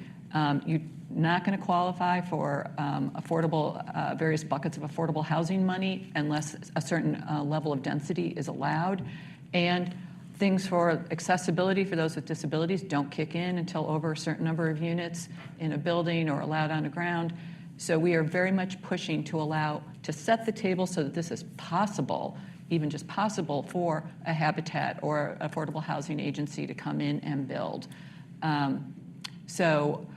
The money comes from other sources. Our statewide housing agency has money for technical assistance, but it doesn't build and it doesn't provide infrastructure. So those are things we're pursuing separately, but it just, you don't even get off the ground with affordable housing or even middle income housing unless a certain number of units is allowed. So a certain density is required. We have quite a few questions about the coalitions that were described during your presentations, both the ones that might have supported these policies and the ones that might have opposed them. I'm wondering if anybody could share a bit more about what policies might have brought more people into the land use reform tent, or how agreements or compromises might have been made with people who were hesitant or skeptical of different approaches to land use reform. So in New Jersey, this has been the effort to pass A4S50 was wide-ranging. At its core, though, people really coalesced around the idea that this was the right thing to do, to provide a mix of housing types at all income levels so that people could live in whatever community in which they choose, and making sure that there is affordability for folks. And so this brought together groups of domestic violence survivors, environmental groups, housing advocates, developers. It was really wide-ranging. Interested citizens who care about there being more diversity in their communities. I would say the environmental groups in New Jersey, this was particularly interesting to me as a planner, because there is often tension between the housing folks and the environment folks, because on its face you can sort of see that housing production and environmental protection can be somewhat at odds, but there is, I think at its core though, that's a question about density and where it is appropriate to build.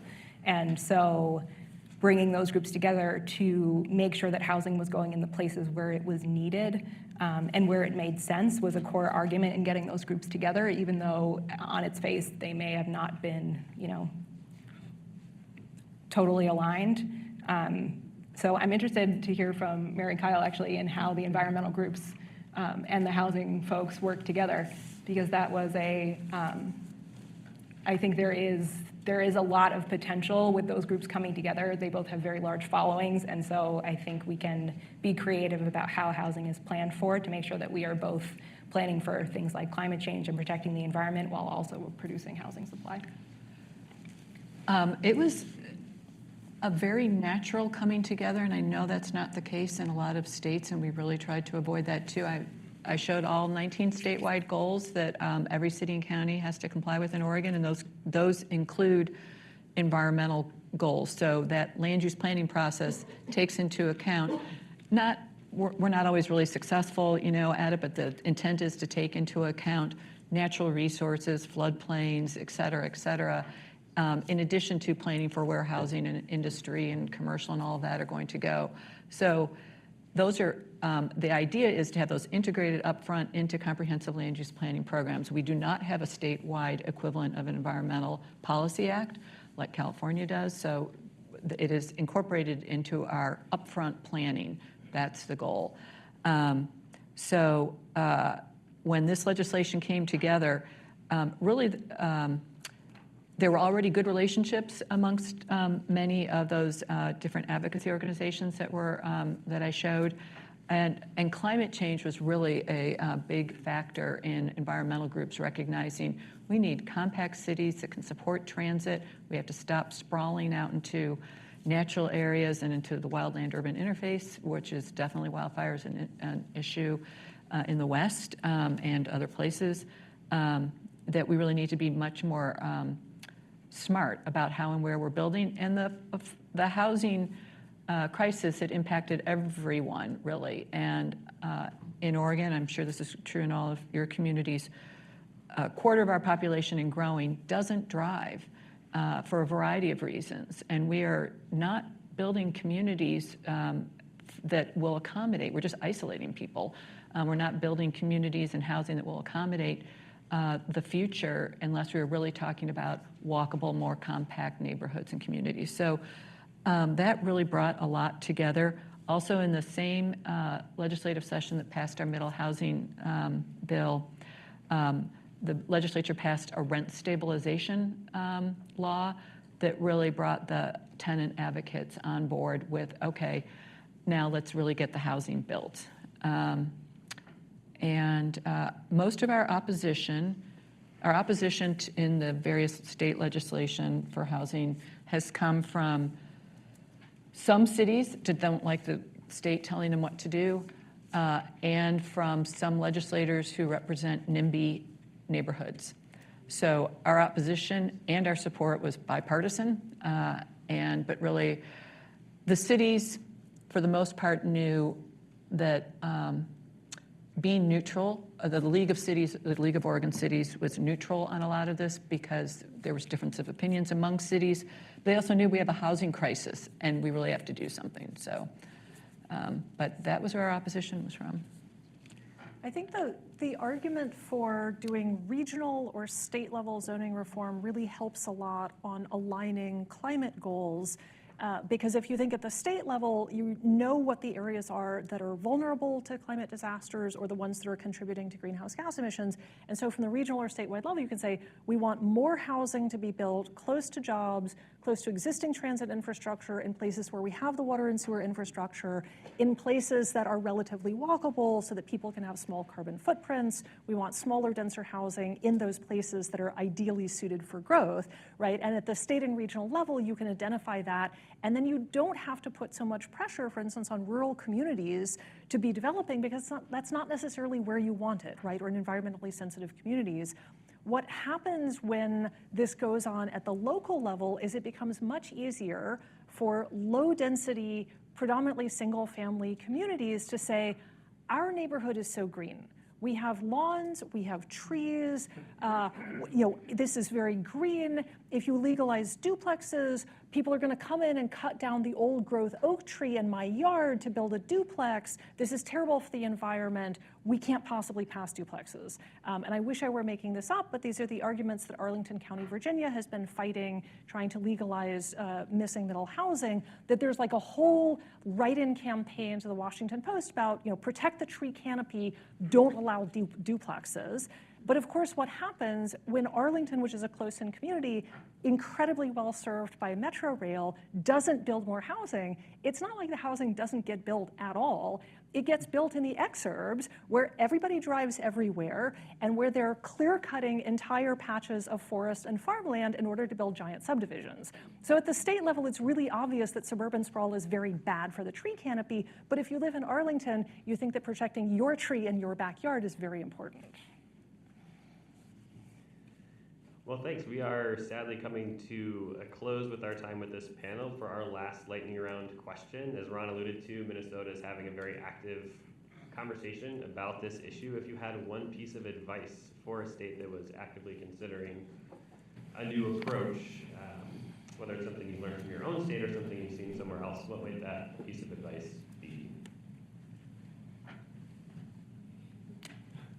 I would say that density does not have to be scary. The argument that we hear a lot is that, oh, I can't have X number of units per acre because that's ruining the character of my community. But people don't really have a very good sense, I would say, about what 15 units to the acre. Jeff, I think you had something up on your slide about that 15 units to the acre doesn't mean you have a skyscraper. It means you maybe have garden apartments. I think there are really creative and wonderful ways to design well while still encouraging density. A book I really love is Visualizing Density. I think the Lincoln Institute of Land Policy put that together. And it shows different housing typologies at different densities. And I think it's a really great guide for how to plan well and creatively while still encouraging that growth that we all want to see. I think there's so many options out there that what you can do. One of the things that I thought was really effective when we did LD 2003 in Maine was we had a legislative commission that was set up, and it had all these different stakeholders, Maine Municipal, the environmental groups, the pro-housing advocates, members of the legislature, and we met for 4 months or so, and we had a tight schedule, but we came up with a set of 10 recommendations, and of those, half of them made it into the final bill. But now they're going through the same effort they're trying to redo the growth management law that governs comprehensive planning in the state, and they're not using a commission, and it's not going well. And I think as much as it takes longer to do it that way, I think it helps you think through. I mean, we've mentioned 20 or 30 different things you can do. How do you know which ones are the right ones? Well, put together a group to come up with a set of recommendations. It takes a little longer, but I also found it had a lot of legitimacy because when Maine Municipal at the last minute started opposing things in the bill, we could all say, but you voted for it in our report. How can you vote against it now? And they didn't have a good answer to that. I think we've really benefited from an even playing field across the state in every community, regardless of size. And some things are calibrated depending on the size of the community. Basically, it's an even playing field for a very long time. And that's sort of part of the culture. So I'm going to cheat and have 2 recommendations. The first one is figure out what problem you're trying to solve. Are you trying to solve for an overall housing shortage and you want to maximize the amount of housing? Are you trying to get to some sort of fair share balance? Are you really most concerned about low-income housing? What is the problem you're trying to solve, and try to design a policy that works for that and that targets that. The second is, I used to say that the best statewide zoning reform package is the one that you can get passed. I still think that's true. It's important to design something that's going to get passed. but also the one that can get passed and that can get implemented and will produce some outcomes. So even if you're starting with something fairly modest, let's say you're just starting with getting rid of parking requirements in places that are well served with transit, figure out how to do that well, get your bill passed, see that it works, and then you can come back and do something else. We've seen a couple of places try to do very ambitious omnibus packages. Colorado, the time before, tried to package everything, TOD zoning and missing middle zoning and targeting infrastructure everywhere. And it was so much that the legislature just couldn't digest it. And they said, I don't know what all I'm voting on. There are too many moving parts. I don't know what this is going to look like, and just essentially revolted. That when they came back, they did a series of smaller bills. Oregon smartly parceled out sort of the rent control and tenant protections and the production separately. It's easier for your legislature to digest small pieces that have specific purposes, including building coalitions around different things, and the coalitions may look different around different bills. Great. Well, I would have been a little disappointed if someone on this panel hadn't tried to fit 2 answers into a question zone for one. Well, with that, please join me again in thanking our guests here. And with that, at 3 o'clock, we are convening for our second panel. My name is Libby Starling. I am a Senior Community Development Advisor here in the Community Development and Engagement area of the Minneapolis Fed. And it is my pleasure to moderate our Minnesota Reaction Panel. So we have a range of voices, range of perspectives who are gathered here to provide reactions to the various ideas and proposals that we heard from other states. Their bios are in the agendas, so I'm not going to go through and introduce them, so you can determine who they are and what their perspectives are. But they've all agreed to participate in a panel in a conversation of determining what aspects of the ideas that we heard from on the previous panel are the ones that, as Minnesotans, they're jealous of, that they have a sense of being left behind because Minnesota doesn't want, as well as to react to the ideas that, having heard them, they'll say, as Minnesota, we are beyond that. We don't need that. That doesn't fit in our Minnesota context. So all of these people have agreed to participate. So let's get started. And then the general note is I will be pulling questions later in this panel from what's entered into the Pigeonhole app. So do add questions to that. So with that, starting off with what I promised and asked you all to participate on, what of the ideas that you heard from this afternoon, what do you find appealing in terms of state level reforms to land use regulation that the first panel shared? What could make developing housing in Minnesota easier?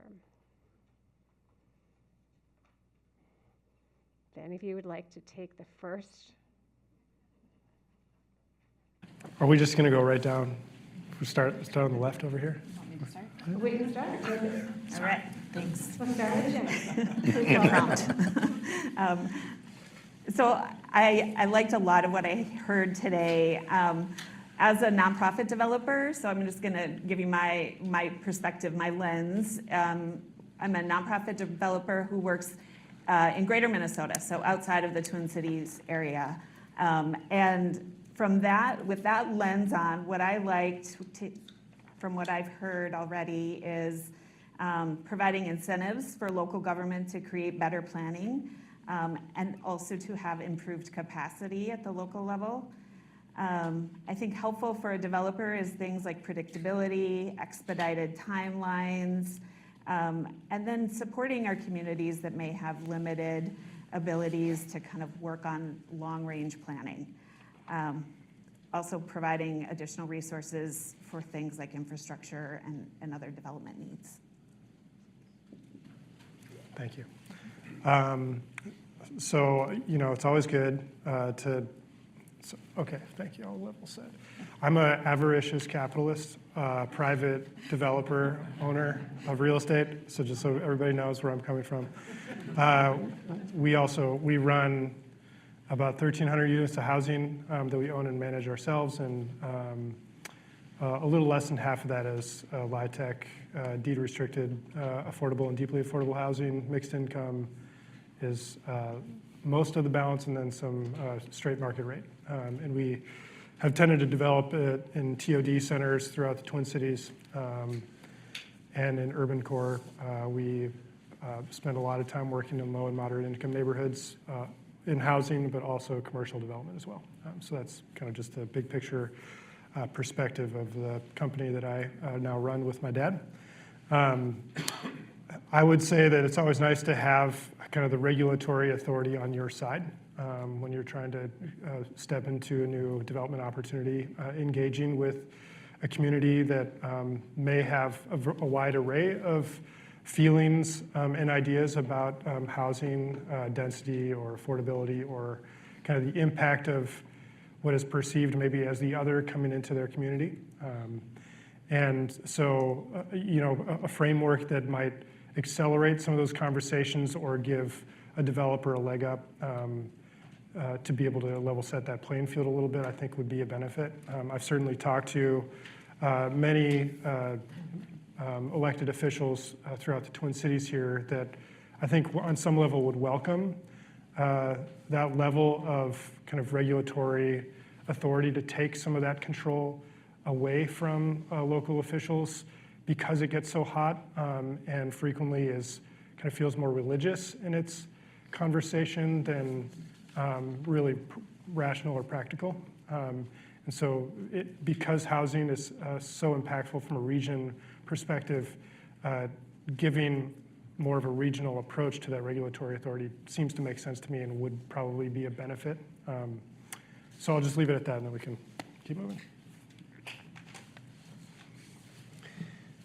Thank you. I wanted just to tag, as I have in a couple of earlier conversations, the famous phrase of Justice Brandeis that states can serve really as effective laboratories for policies to be tested at a smaller scale. And I think the panel earlier really demonstrated that we're learning about what's happening at the state or even local level elsewhere in the country from which we can learn. And I think as a dyed-in-the-wool Minnesotan, I want us always to be in the forefront and leading in policy space, but at times I think it suits us well to recognize that we're not in the leadership position, and I think housing is one area where there are many people of goodwill working to move us as quickly along, but we've got a lot of ground to cover.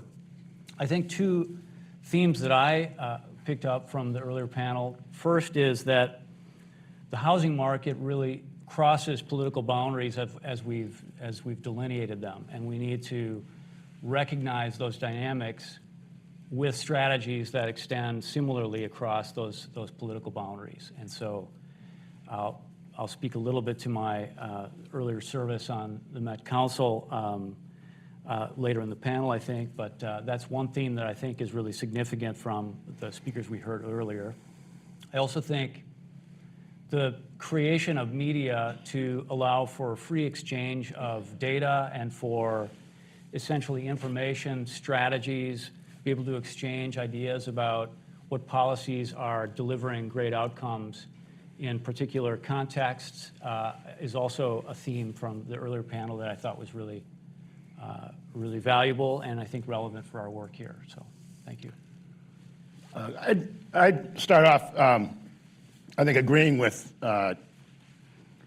John on the notion that states can be a good laboratory and that we can learn from them. And it comes from me a little bit. I'm going to take a little bit of a macro approach here a little bit, but talk about, I come here today informed by having listened to, and I'd recommend it, the New York Times Daily last week with Connor Doherty on what the cause of the current housing crisis is. And I'll suggest that from my perspective, the housing crisis writ large that is across the country, regardless of land use policy, is akin, in my view, to the healthcare crisis. And that is when you make a basic need of life a market commodity, markets are going to take over, and they're going to dictate who has access and who has affordable access. And I'm not going to suggest that Obamacare or the Affordable Care Act took care of all of our health care reforms, But I would suggest that states were a laboratory for policy on healthcare that led to that national and bold approach to solving the healthcare crisis or contributing to it. And on some level, state regulation around housing can be looked at in the same way to address the more macro housing crisis. And I say that to suggest that I would argue that land use and land use reform is a small part of that picture, but it is far from the totality of it. And I think the suggestion from Oregon that we've made a lot of changes, how have we done? Well, not so much. Because it really is a question of how does the market respond to those to bring about supply. And at the end of the day, you have to you have to solve the supply issues, and then on a parallel track, look at affordability as a subset. So I appreciated that, and I thought I heard that. The other thing that I heard in the panel earlier is to not move too quickly and to move in partnership with state and local and regional staff who are the content experts. The one-size-fits-all approach developed at the state capitol is doomed to fail, especially if it tries to hit a home run in the first run. And I would argue that I think that speaks very much, the Colorado experience, for example, speaks very much to, I think, the experience that we had here in the last legislative session, in that I think that there was a lot of swinging for the fences and a lot of urgency. I think Ron referred to earlier the state of Minnesota feeling like they're missing out on housing policy. And I understand that, but I think also the previous panel maybe suggested that you don't want to make that fear of missing out on housing policy so urgent that you get it wrong to start. And I think that's really critically important. Good afternoon. My compliments to the previous panel. I learned a lot today. So I think that, to the mayor's point, he's right. This national conversation surrounding affordable housing is now taking a direction that is really making people aware of the lack of affordable housing that we do have and that we do need. I would say that as a for-profit developer, there is a lot of perspectives that I do agree with, the previous panel, but there are some that I would also challenge. So one of the things that I'm learning more about is the 80% AMI. Right now here in the state of Minnesota, we need more units at 30% AMI, right? But also, too, we need 60. But as a for-profit developer, trying to find prospective tenants to be able to qualify for 80% units is, in turn, kind of difficult. Also, one of the panelists mentioned density can be scary, or the density bonus. I think this conversation surrounding affordable housing, in terms of understanding the importance of it and how that impacts communities, the local economy, and understanding that the restaurants, PCAs, teachers, the government, a lot of folks that work these jobs also live in affordable housing. So this is, again, a national conversation, but also, from a local standpoint, a much-needed conversation.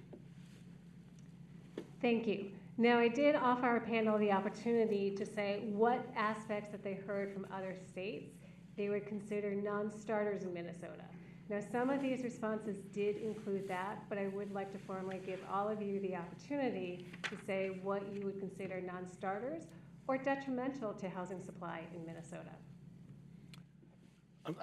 I'll just start. I think I didn't hear anything that I would suggest as a non-starter to Minnesota, because I'm generally housing policy reform curious. I think it's more a matter of how you go about implementing that and how you go about coming up with what the right fit is in a community. To me, I think the more punitive approaches are as close to non-starter as I'd be willing to get. I think that I'll quote President Reagan: trust local governments, but then verify. Make the standards clear, but allow local governments to find the way to implement those goals in a way that's right for their community. Now, if they don't do that, I think the threat of noncompliance is appropriate. I think that nobody wants to be a Milton. I certainly don't. But I would argue, trust the majority of local governments that want to do the right thing, but are just trying to find the way to do that and negotiate that with their communities. And I think that's particularly important. I mean, even in the example of Milton, it sounds to me like the local officials wanted to do the right thing and wanted to comply, but it was the community that came back and overruled them. So I think you have to approach this in a way that makes sure to trust but verify, but then also provide a threat on the back end if you're not getting compliance. So you work with the good actors and you chase down the bad actors. And I would just follow that. You're seeing more participation on a local level, from the community. So I think that the state, or the city in this case, needs additional resources in order for them to be able to tackle this conversation. I didn't really hear too much that I would, disagree with, but, it's just more so for me to really understand as a for-profit developer, more newer, if anything, how we can continue to partner with localities, partner with counties, partner with the state to be able to deliver effective, high-quality housing that's much needed. So I would generally say that nothing in those slides were so offensive to me that I would say don't go there. And trusting that the democratic process and watching the sausage get made up at the legislature, that many people would be able to pull apart things that would be non-starters for vast majority of our community. I do think, just to pick the bone of density bonuses, it is, I think, I used to work in commercial real estate brokerage in Seattle and know the land values of the coast is just so much higher that, we are not in a community where significant density bonuses have a, big incentive, particularly for building affordable housing, which by and large needs to be stick-framed construction, not much over 5 stories. 5 over 2 construction is pretty much the biggest, tallest affordable housing projects you see around here. And so that density bonus is just not really that impactful for a developer. We have a bunch of land in both urban core and in good suburbs right now that we're kind of waiting around for construction pricing and interest rates to go down. And so if Jay can just get that going real quick for us, that'd be helpful. And so from my perspective, it isn't necessarily an issue of, the deleterious impact of large foreboding buildings on communities. It's just a question of where we can do that.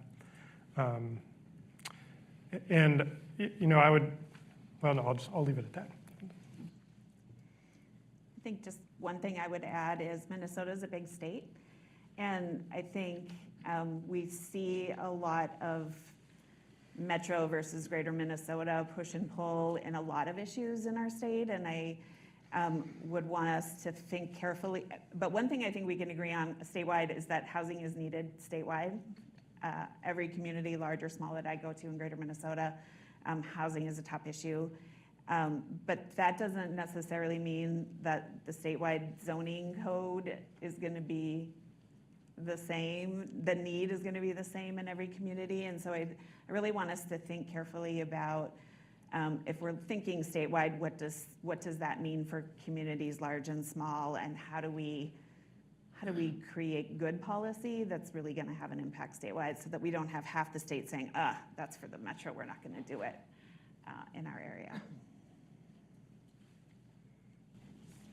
So with all of this reaction, one dimension that makes the Twin Cities area unique across the state, leaning into Jenny's point about the differences across the state, is the Metropolitan Council. I think that the Metropolitan Council is a structure that tends to be understood. So John, as a former member of the Met Council, could you talk about, for our attendees, the roles that the Met Council plays in land use regulation and development? Sure, happy to do that, Libby. I was saying earlier that during the 2 terms I served on the council, I enjoyed doing doing a fair amount of speaking, representing the council locally, but also at times when groups would come to the Twin Cities to learn about structures and conditions here. And I have very distinct memories of a particular group from Indianapolis, this business community delegation that came, and I presented to them. It was a very large crowd, and described kind of the regional structures that are in place here and that deliver a lot of value to residents and businesses. And there, frankly, was a lot of envy in that room about the fact that these structures were in place. Now, locally, as we all, I think, can agree, the Met Council is not the most popular agency, and that is, to some degree, I think, written into the law. It is very specifically structured between a state agency and a local body, and it is not the kind of service that you should seek out if you're looking to win a popularity contest. But having said that, it is dramatically valuable to the Metro, and I think it relates to housing in a couple of ways. The first is in the council's history. So the council really came out of an impulse in the mid-20th century with the creation of the Metropolitan Planning Commission. There was a growing sense that there were dynamics around regional growth that needed regional strategies and regional vision. And to some degree, that was prompted by problems with wastewater treatment. And so trying to handle wastewater at a larger scale through city-specific structures and financing and systems, utilities, really was leading to substantial contamination of surface waters. And so that was one of the elements that prompted the conversation that then in the 70s led to the passage of the Metropolitan Land Planning Act and the creation of the council essentially as we know it, although there's been some subsequent additions and changes. But I think that is an interesting analog for our conversation today, because water obviously does not respect any kind of political boundary, and it's something that we all rely on for the future prosperity of the region. So in terms of housing governance and land use controls, there's a couple of things that I just wanted to present. One is that the council really has three particular areas where it develops and essentially administers system plans, which are policy plans along with capital plans. And those areas are wastewater, which is appropriate given the history, transportation, and then parks and open space. Housing certainly is an area of substantial activity for the council. There is a lot of emphasis on housing in the comp planning process, in the livable communities programs that you may well be familiar with. But housing is not actually one of those systems akin to the three that I just described. That is, I think, a topic of discussion on a regular basis about whether it makes sense to elevate that, given the fact that it really is one of the sort of bedrock systems on which the region relies and will continue to rely for prosperity. But currently, the council does not have that same authority on the topic of housing. So that's a little bit about the council and where it sits in the space. I think that the conversation earlier about state strategies, I think there is a role for the council to play and to continue to add value as it does in other areas in the work of land use regulation as it relates to housing specifically, just given the fact that we are in many ways in a very unique and maybe even unprecedented situation where you've got a lot of people who really do not have meaningful access to the housing system. And that is, I think, a topic of pretty substantial regional significance and belongs in the council's purview on some level. So, thanks.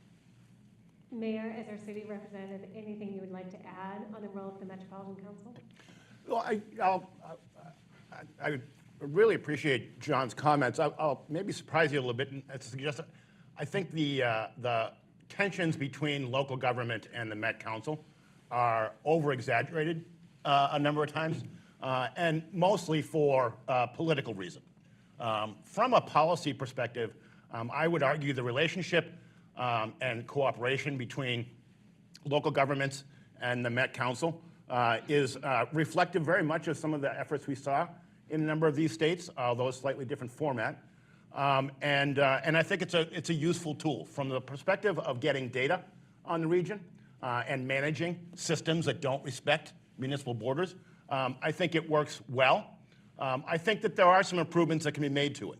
And I think that, you know, most in particular, I think the process through which you can change your comprehensive plan could probably use some reform. I'll probably come to that later on. I would argue the makeup of the Metropolitan Council probably needs to be a little bit more reflective of first off, the council itself should actually be able to be and empowered to be a council of its own. The appointment from the governor tends to make the appointments, I would argue, more political than content substantive. Spare some notable and successful Met Council members in the room today. And I think that there really should be more representation of local governments on the Metropolitan Council, and have that conversation go back and forth. Really, the Met Council, for me, is the place where the state can work with, and I'd capitalize with, local governments through that mechanism. And if we do make state-level reforms, I would argue, particularly in the metropolitan area, that legislation would probably be best aimed at how can we reform through the Met Council to continue that successful relationship within the metro area. Do you mind if I keep going on that one? Or do you Yes, want to? and then there's some questions coming in on this topic. Go ahead, David. Okay, well, I would agree with the mayor, except, yeah, and also say that we have great past council members with us. You know, as a consumer, I guess, of the Met Council, from a development perspective and also from a safety and security perspective with a lot of property immediately adjacent to public transit, one of the things that is most frustrating for us is that the opaqueness of the organization just pervades its capacity to be able to engage with the people that it serves. And on some level, I think that's purposeful. I look at CPED in the city of Minneapolis, and we have been able to make very strong relationships with the variety of staff at CPED, partially because they have a posted org chart that is updated frequently on the internet. And there is no such thing for the Met Council. And I just think that's not helpful to be able to get direct service on things that matter for the consumers of those tax dollars being spent, and also for the efficacy of the organization long term. And I think where we're at from a political discussion about the Met Council, that is kind of a little symbol of the challenge that I think a lot of people feel. But it also has done a lot of good in this community and has been very strategic in long-range planning to set us up to be relatively healthy in comparison to a lot of other metropolitan areas around the country in a lot of ways. And so I don't want you to misread my comments that we should throw the baby out with the bathwater, but I think just some slight tweaks might get us to a much better place with the Met Council. So before we turn to Greater Minnesota, one question that has come in is intriguing to me. So the question from our audience member is, if the Met Council were to play a larger role in housing in the region, what would it do differently or more of? I'll take a crack at that. I think that, you know, one of the things I was alluding to around the fact that the council is unpopular is that there are two roles that are very clearly articulated in state law. One is essentially as a partner, and the other is very explicitly as a regulator. And so balancing those and doing them at the same time is one of the things that makes the role and the work of the agency challenging. One of the areas where I think there are sort of, to some degree, elements or perceptions of both roles is in housing. And for example, the council really is uniquely situated and does fill the role of articulating and quantifying what is the regional need for housing at particular areas or bands of affordability. And then also is charged with allocating that need to goals for individual communities. I think that in many cases, to the mayor's point, I think that that relationship is about partnership in many respects. But also, I think at times that may feel like it's trending toward the regulatory side, and that is part of the ambiguity specifically of the housing space and the council's work in housing. We don't have that same ambiguity in transportation or in wastewater or even in parks and open space. It's a much more kind of clear channel of activity and set of relationships. So that's one area that I think, you know, I think one of the imperatives here is that among the people left out of the housing system on some level, it's a generational divide. So we've got a lot of younger residents who feel like whether it's renting or home ownership or the housing types that are available, there's simply not a there for them to participate. And so I think that that's an area where I could see the council adding some additional value because, again, that is a regional dynamic. That is not specific to one city or another or one county or another. Anyone else? This is where I add the disclaimer here that I want to thank Jill Hootmacher from our economic development staff. She helped support me in today's comments, but she is in no way professionally accountable for whatever I say. I want to be clear on that. You know, my suggested changes would probably be at a pretty high level, not in the day-to-day work. But I will suggest in the area of specifics, and I might come back to it later on. But the process of getting, in Eagan, we introduced a lot of housing into the community in the process of redevelopment. We're a mostly built-out community. So when we're seeing multifamily development, oftentimes it comes with a proposal for a comp plan change. And one of the biggest barriers I've seen, and it's played out a number of times in my community, is that in order to change a comp plan, you need 3 votes or a simple majority of the council to send that to the Met Council for approval of the comp plan change. And then it comes back to the city, and it requires 4 votes to actually implement the comprehensive plan change. So, for example, if you're proposing multifamily in a previously commercial district that's being redeveloped, the city can consider it on 3 votes, but when it comes back to get implemented, if you can't get 4 votes, the development doesn't go into place. And I would argue that the only place that supermajorities are only there for barriers and preservation. And on any number of occasions, we've had, and you can go down to 3 votes if it's an affordable development. But we've had any number of occasions where market rate housing has come before the council, before the city council. A majority of the city council has supported the market rate development. But when it comes back, we can't get the 4th vote. So I've seen any number of proposals that have come through where, for lack of that 4th vote, we didn't get housing. In place of that housing, where it would have made sense, we've gotten a car wash, some public storage, which, I mean, it's great if you have a place to put your stuff and if you have a place to clean your car, but it's at the expense of housing units and production.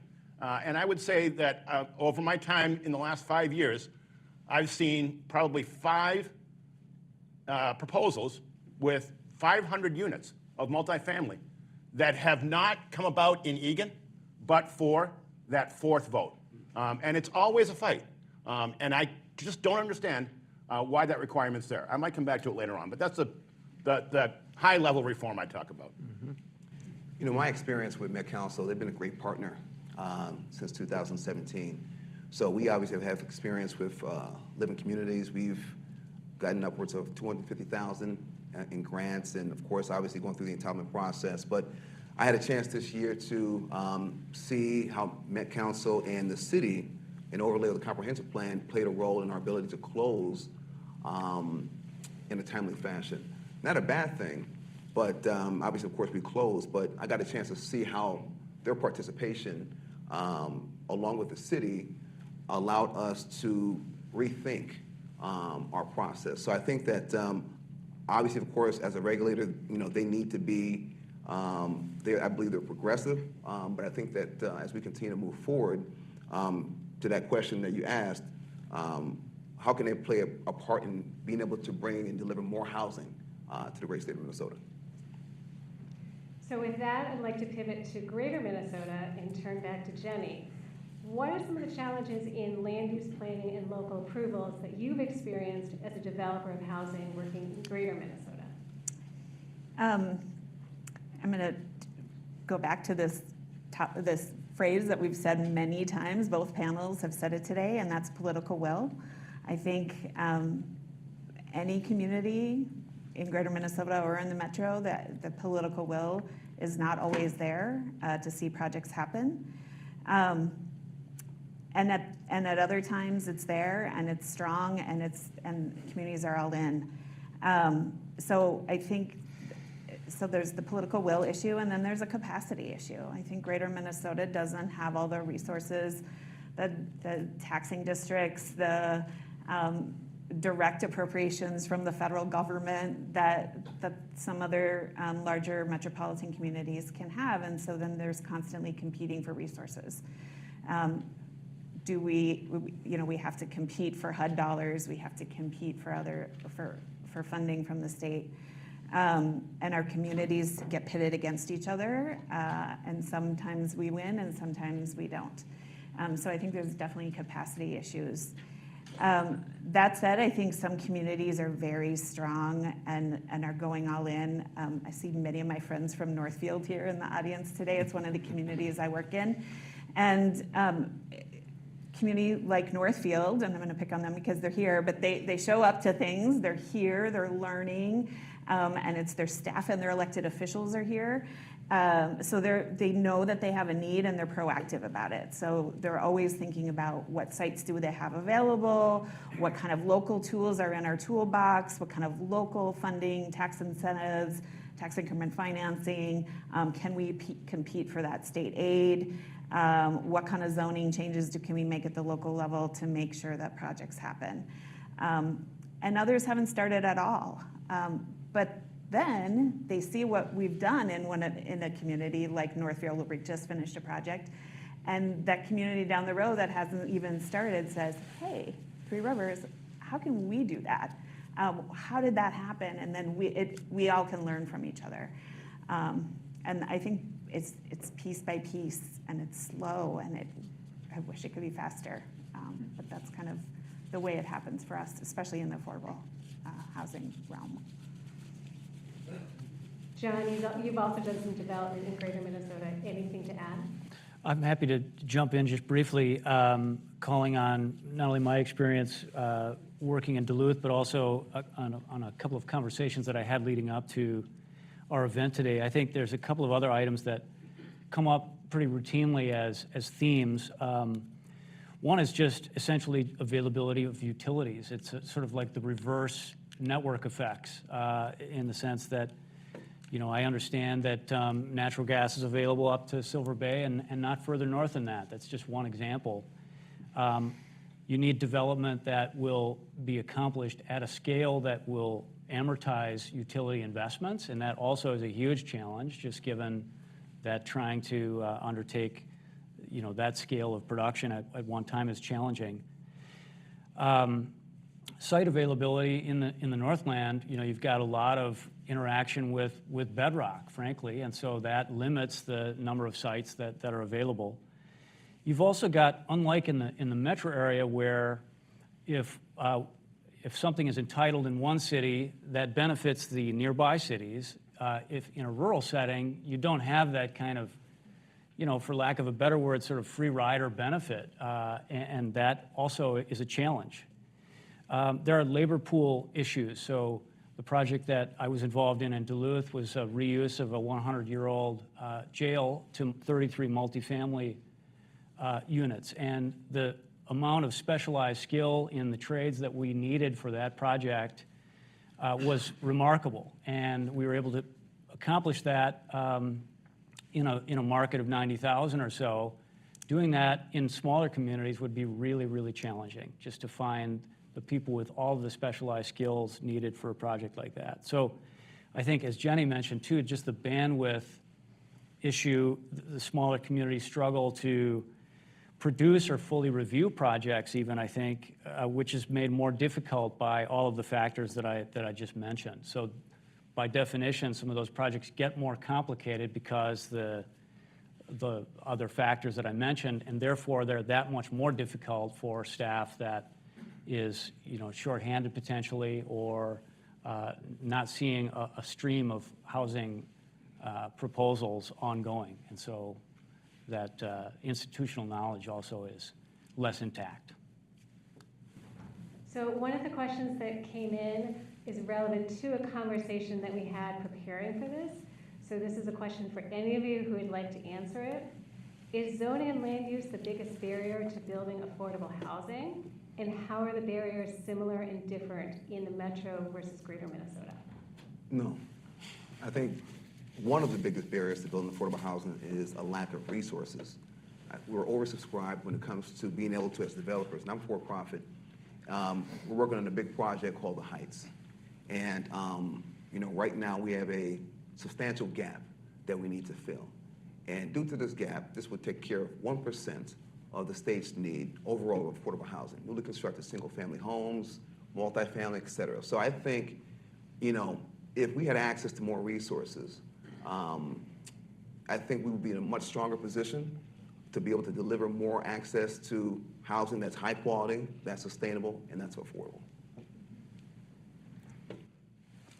Libby, I'd say no as well. And I'll give you, I come from the perspective, I do think affordability or production, and they're separate issues, are both much, much larger than the land use conversation that we're having today.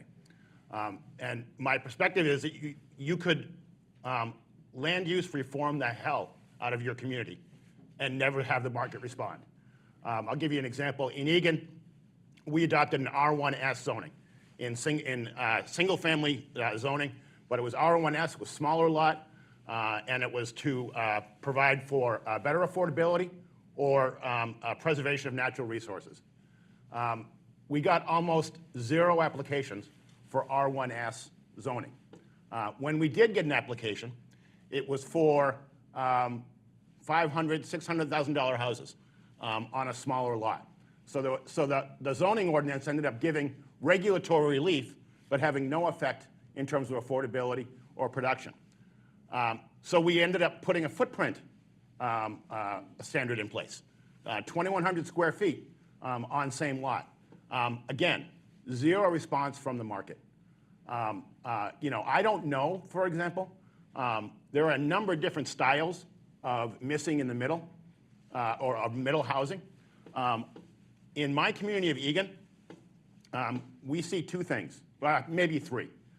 Every occasionally, we have a proposal to build A or 7 single-family units. Other than that, it is medium and high density multifamily, or it is townhomes. None of these other products that are mentioned have ever come from the market to our dais, even though there's nothing in our land use that says that you can't do them, because our land use is determined by number of units per acre, not style of housing. Go ahead. Well, I would also say no. I think the obvious ones are construction costs and lending rates.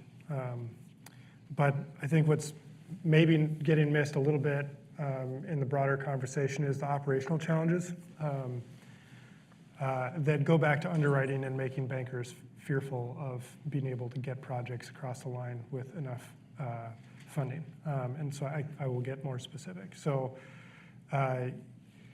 when we closed finance on a project in 2019, started construction, we had underwritten insurance, property insurance at $300 a unit. And we delivered in 2021, and we I think it was like $400 a unit. And we just resubscribed for umbrella policy for our 5.5 million square feet, and we were able to eke out $825 a unit for insurance. A less tragic example is property taxes, but I don't need to get into that. It's just, like all of the expense lines, every single one have grown way faster than inflation in all of our buildings. And rent growth has been relatively flat.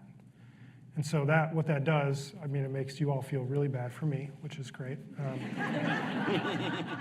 But what it really does is it has a huge deleterious impact on our capacity and everybody else's capacity in the production world to go build more affordable housing, because the dollars get stretched for fewer units.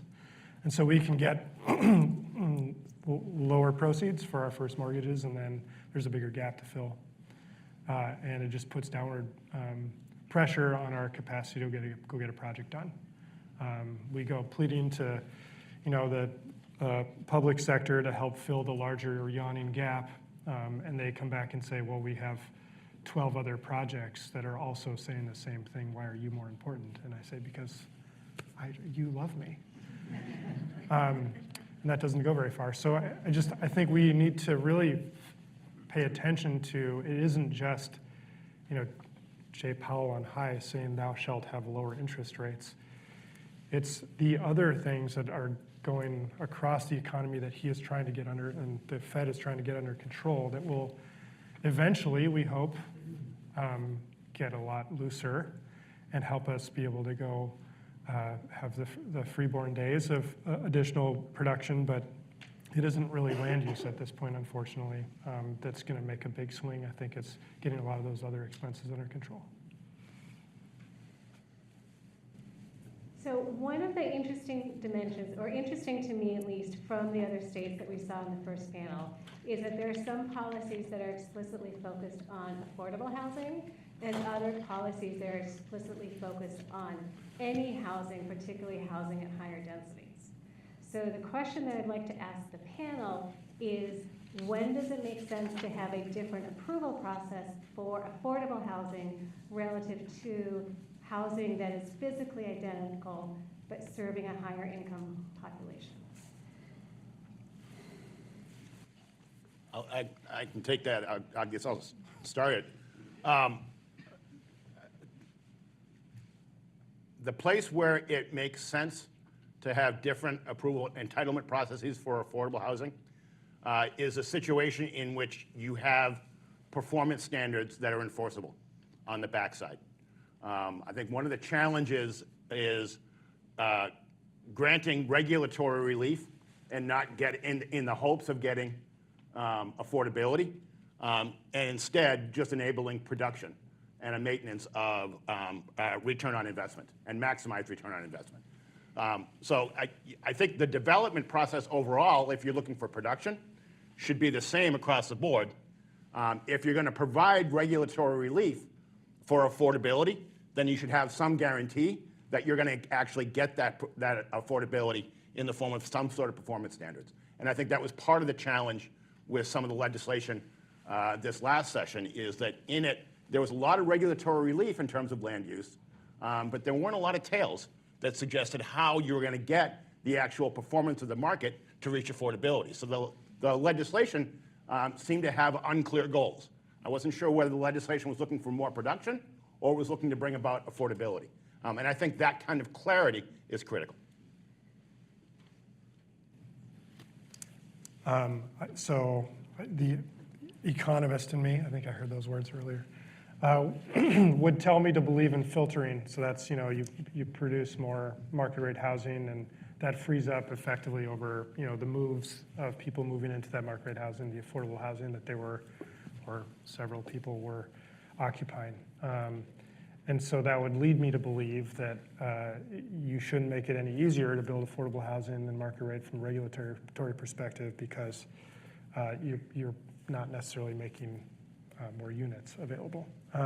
However, I think that isn't necessarily for the economists or developers to decide. That's the electorate. And the electorate seems to be deciding that they value affordable housing kind of in its sainted realm of deed-restricted low-income housing for long periods of time as more important to protect than kind of allowing for the market to take care of itself. And I believe in the electorate. I think that if we as a community want to define that as something more effectively precious, then we should do that. And we should also put the money behind it. You can't just say, well, it's easier to go build that, so why aren't you go building that, and kind of dropping the mic and walking away. You got to say, we're going to make it easier for you to build it, and also we as an electorate need to pony up and pay for it, because it's really expensive to build affordable housing, effectively equally as expensive as market rate housing, but for the fact that a lot of affordable housing comes with a demographic that is also dealing with issues that have a deleterious impact on operating those buildings long-term from a cost-effective perspective. It's cheaper for me to operate a building, a market rate building, in the same community than it is to operate an affordable building, because of the mental health issues that often come with the income strata that we're serving in that affordable building. And that is an unfortunate piece of the puzzle that we are always trying to solve, but we have to build in significantly more from a P&L perspective, the salaries for people to be able to manage those issues that are coming part and parcel with a lot of that income strata.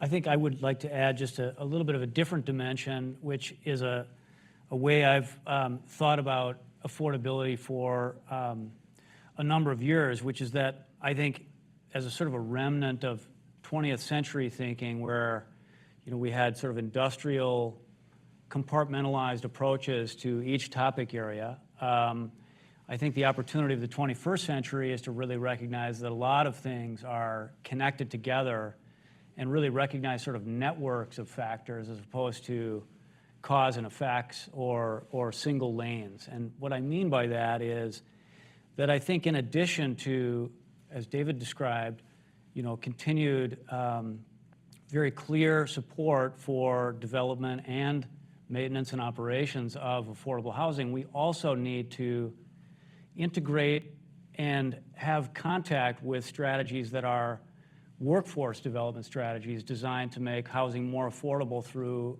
increased earning power and credentialing and training that creates a different kind of affordability. And I know that many people, in this room, this is not the first time this idea has been raised at all. Many of us are involved in trying to make that integration occur over time. But I do think that when we are looking at per unit costs of $400,000, $500,000, $600,000 per unit, and looking to households that, as David said, have relatively flat earning power for a collection of taxes to support that kind of inventory, the math simply does not work forever working in that direction. And so we really need to not only look upstream, but be thinking about what are the points of connections and the linkages that we need to make with workforce development, not only regionally, but at the statewide and broader scale.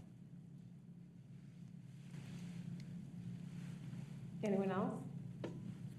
I would only add that, the math needs to work, at the end of the day. And I think that, when I look at affordable housing, I remember back in 2017, it was explained in very simple terms.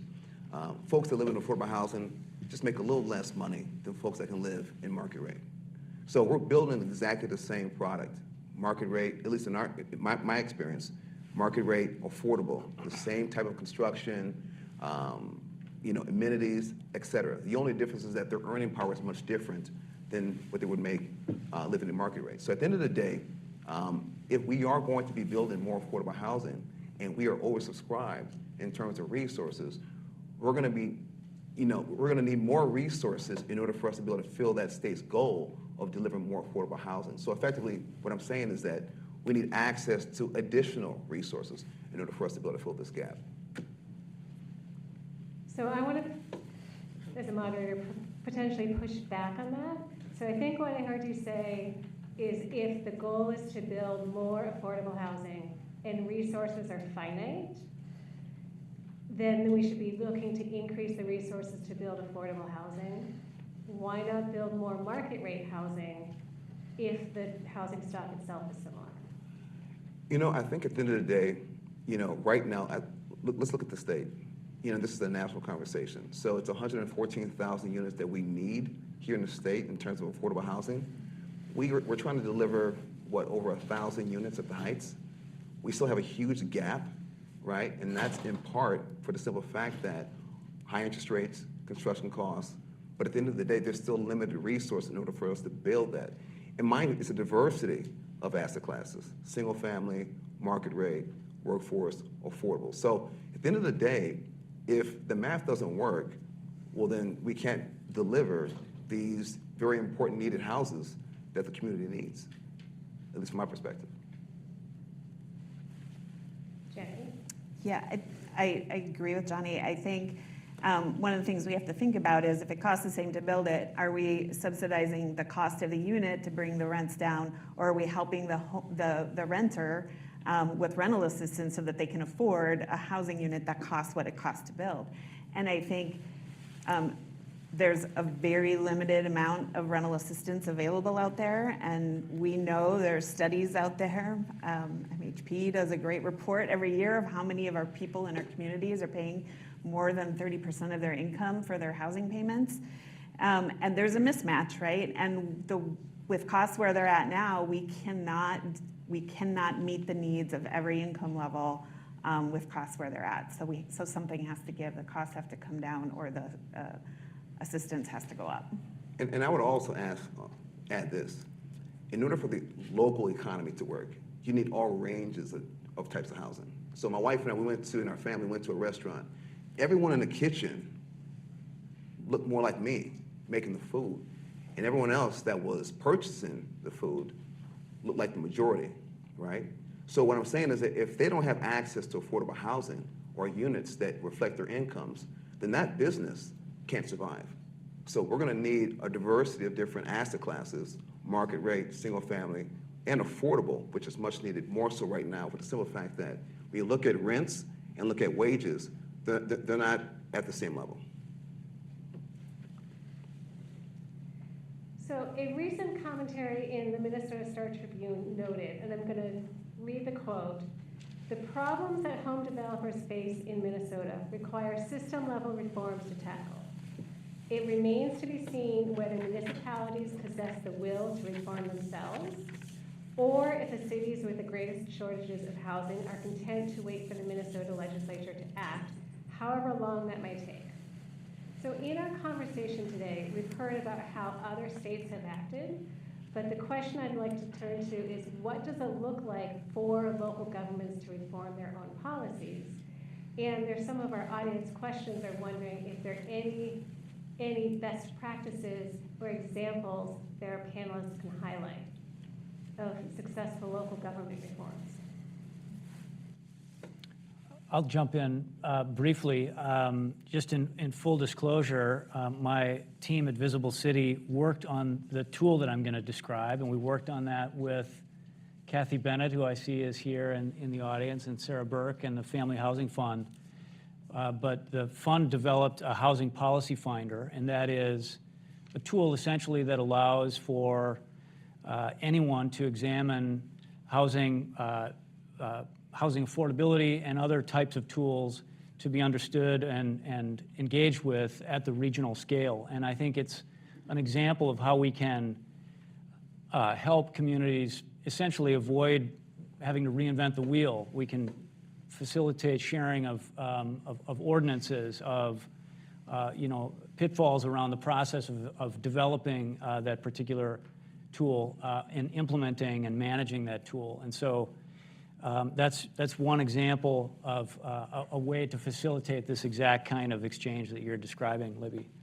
I guess I would add to that a relatively unsexy example, which is eliminating parking minimums. And it's a very kind of bottom-up way to unlock affordability, is to essentially move the sizing of parking from the public into the developer's hands. And the developer, as you might imagine, when it costs $30,000 or $35,000 for a single parking stall, will be very deliberate about how many of those stalls need to be developed or procured in the course of the project. So I think that's a good example. Both Minneapolis and St. Paul, and I believe some other cities locally, have undertaken those changes over the last dozen years or so. So it's one example. I guess I'll question the underlying assumptions of the question. I don't think the local will to reform is the biggest issue. I think it too often becomes a boogeyman. I'll cite, I think Minneapolis has done I think a really interesting job of moving along in their reduction of parking requirements, and a number of other reforms that we saw this past session, including eliminating single-family zoning. And I think that works for Minneapolis. But a transit corridor in suburban Eagan is very different than a transit corridor in Minneapolis that was built around streetcars in the 20s. We had onion fields in Eagan in the 20s. There were no streetcars. There was no grid. And the density didn't come about in Eagan the same way it did in Minneapolis. So, I think that the fact that other communities don't develop the same reforms that Minneapolis has is not a signal that they don't have the will to reform. It is a signal that they have the will to reform in the areas where it makes the most sense in their community. In Eagan, we do a lot of, we don't reform our overall zoning standards, but we do a lot of negotiations with developers in the context of a planned development, where we grant relief from our ordinances that if they become barriers to the development, but we do it in a context that demonstrates that we're going to get a public benefit out of it. So even though the PD is not reform in and of itself, it is a place where creativity can happen. And from my perspective, I think that demonstrates that local governments do have the will to be creative. They just do it within a framework that isn't recognized as reform. Can I call on Jenny to speak about Greater Minnesota? The examples I'm thinking of in Greater Minnesota are maybe not quite using land use reform, but maybe thinking about how they're going to fill the gaps in housing. So we have examples of communities that have said, okay, so we need more housing, we want it downtown. We are going to take responsibility for acquiring, old single-family houses that are in need of a lot of repair. We're going to clear the lot. We're going to make that a high-density development. We're finishing one up in Austin right now, where that was the scenario where the city said, this is what we want. We're going to make it happen. And then they partnered with us as a developer to come in and kind of bring in that end product. That's an example of a community saying, we need this, we want this, how do we do this? This is an idea, we're going to execute it. And I think we see that a lot in communities who don't have a whole lot of developers clamoring to come into these communities and build. The development community in Greater Minnesota is smaller. There's a few of us nonprofits out there, and there's a few for-profits who are doing this kind of work. But when projects take a lot of time and a lot of investment, there's other places where they could be, and they're not necessarily coming to these communities. So communities are kind of charting their own path forward in really unique and interesting ways. And I think those are the communities that we should hold up as models. Austin has a big employer. who invests in those projects as well, and that makes a difference, right? It makes it easier. But there's other things communities can be doing. So I know another former Met Council member pretty well. He's my dad, and he and I have talked a lot about the urban growth boundary of Portland, because that's where my brother lives. Portland, Oregon, sorry, not Maine. And its impact, similar to the effective urban growth boundary that is in Seattle, the market that I used to work in. And I think if we're trying to connect the concept of local reform to an outcome that we want, we should also look at the fact that we are effectively allowing for sprawl to occur. So if you try to enact local reform and it's not completely ubiquitous, you're going to shove the development further and further out.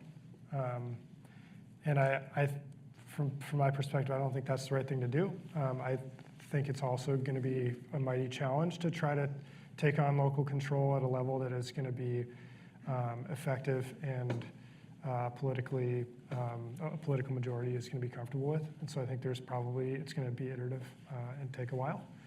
And I think in that conversation, we should be looking at what that urban boundary should be. And the Met Council is not, it was well before John, it was more my dad's era, was abdicating their responsibility for limiting that through sanitation and sewer control. And I think we are all experiencing that, and frankly, to a certain extent, are also a beneficiary of it because our land values are low. And rents have been pretty stable in comparison to some markets that, like Seattle, that have not had stable rents or home values, and has, displaced a lot of people and communities over a very rapid amount of time. And so I just think we should be thinking about the broader context, not just land use with regard to land use reform, but also kind of what the boundaries of our community should be and what those impacts are on the broader world that we live in. One of the questions that came in is recognizing that our panel has not yet talked about NIMBY and NIMBYism. And I'm wondering if anyone would like to play or step into the tension between NIMBY and by right development. I'll jump in.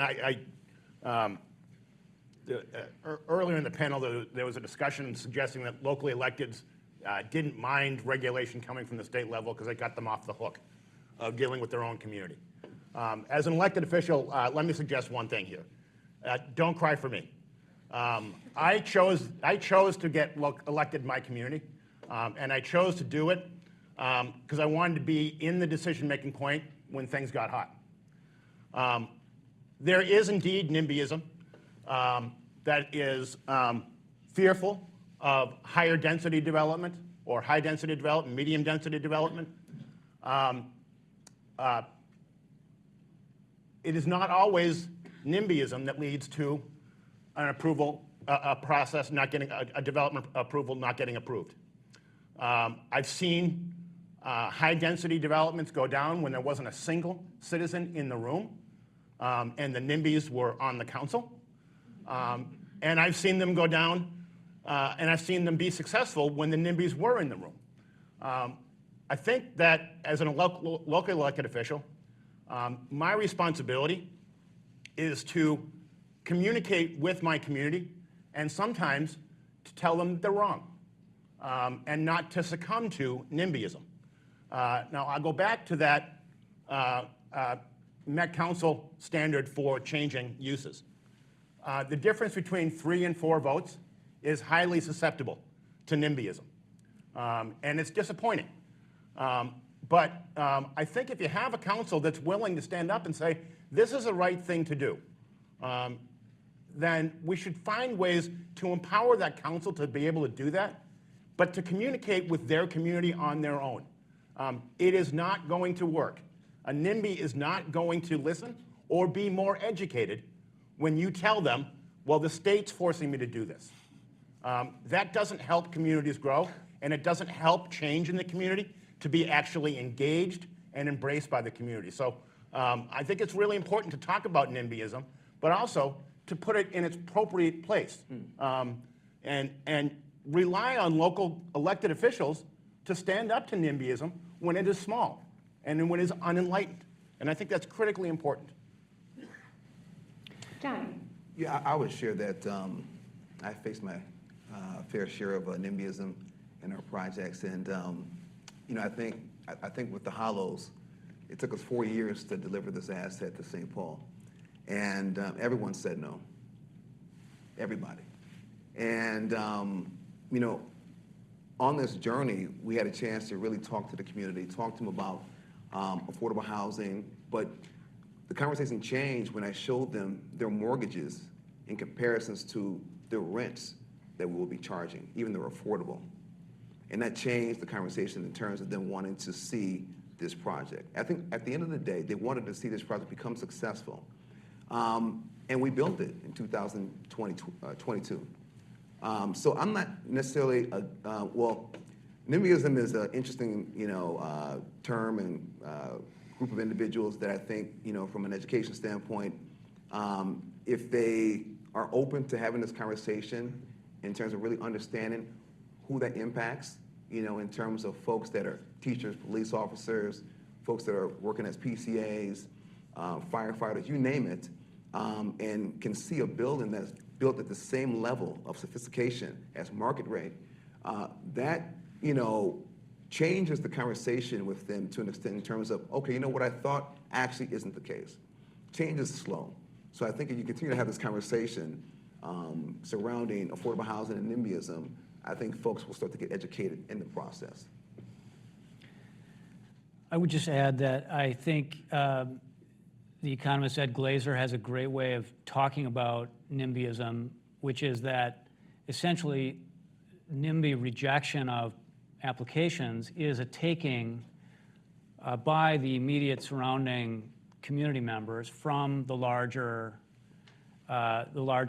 community ecosystem. And so I think it's important to have advocates, as Mayor McGuire describes, at the local level. I also think it's really important to have advocates at a larger scale to reflect that broader regional interest, because there is a taking that is occurring ongoing when at the local scale applications are denied for lack of good reason.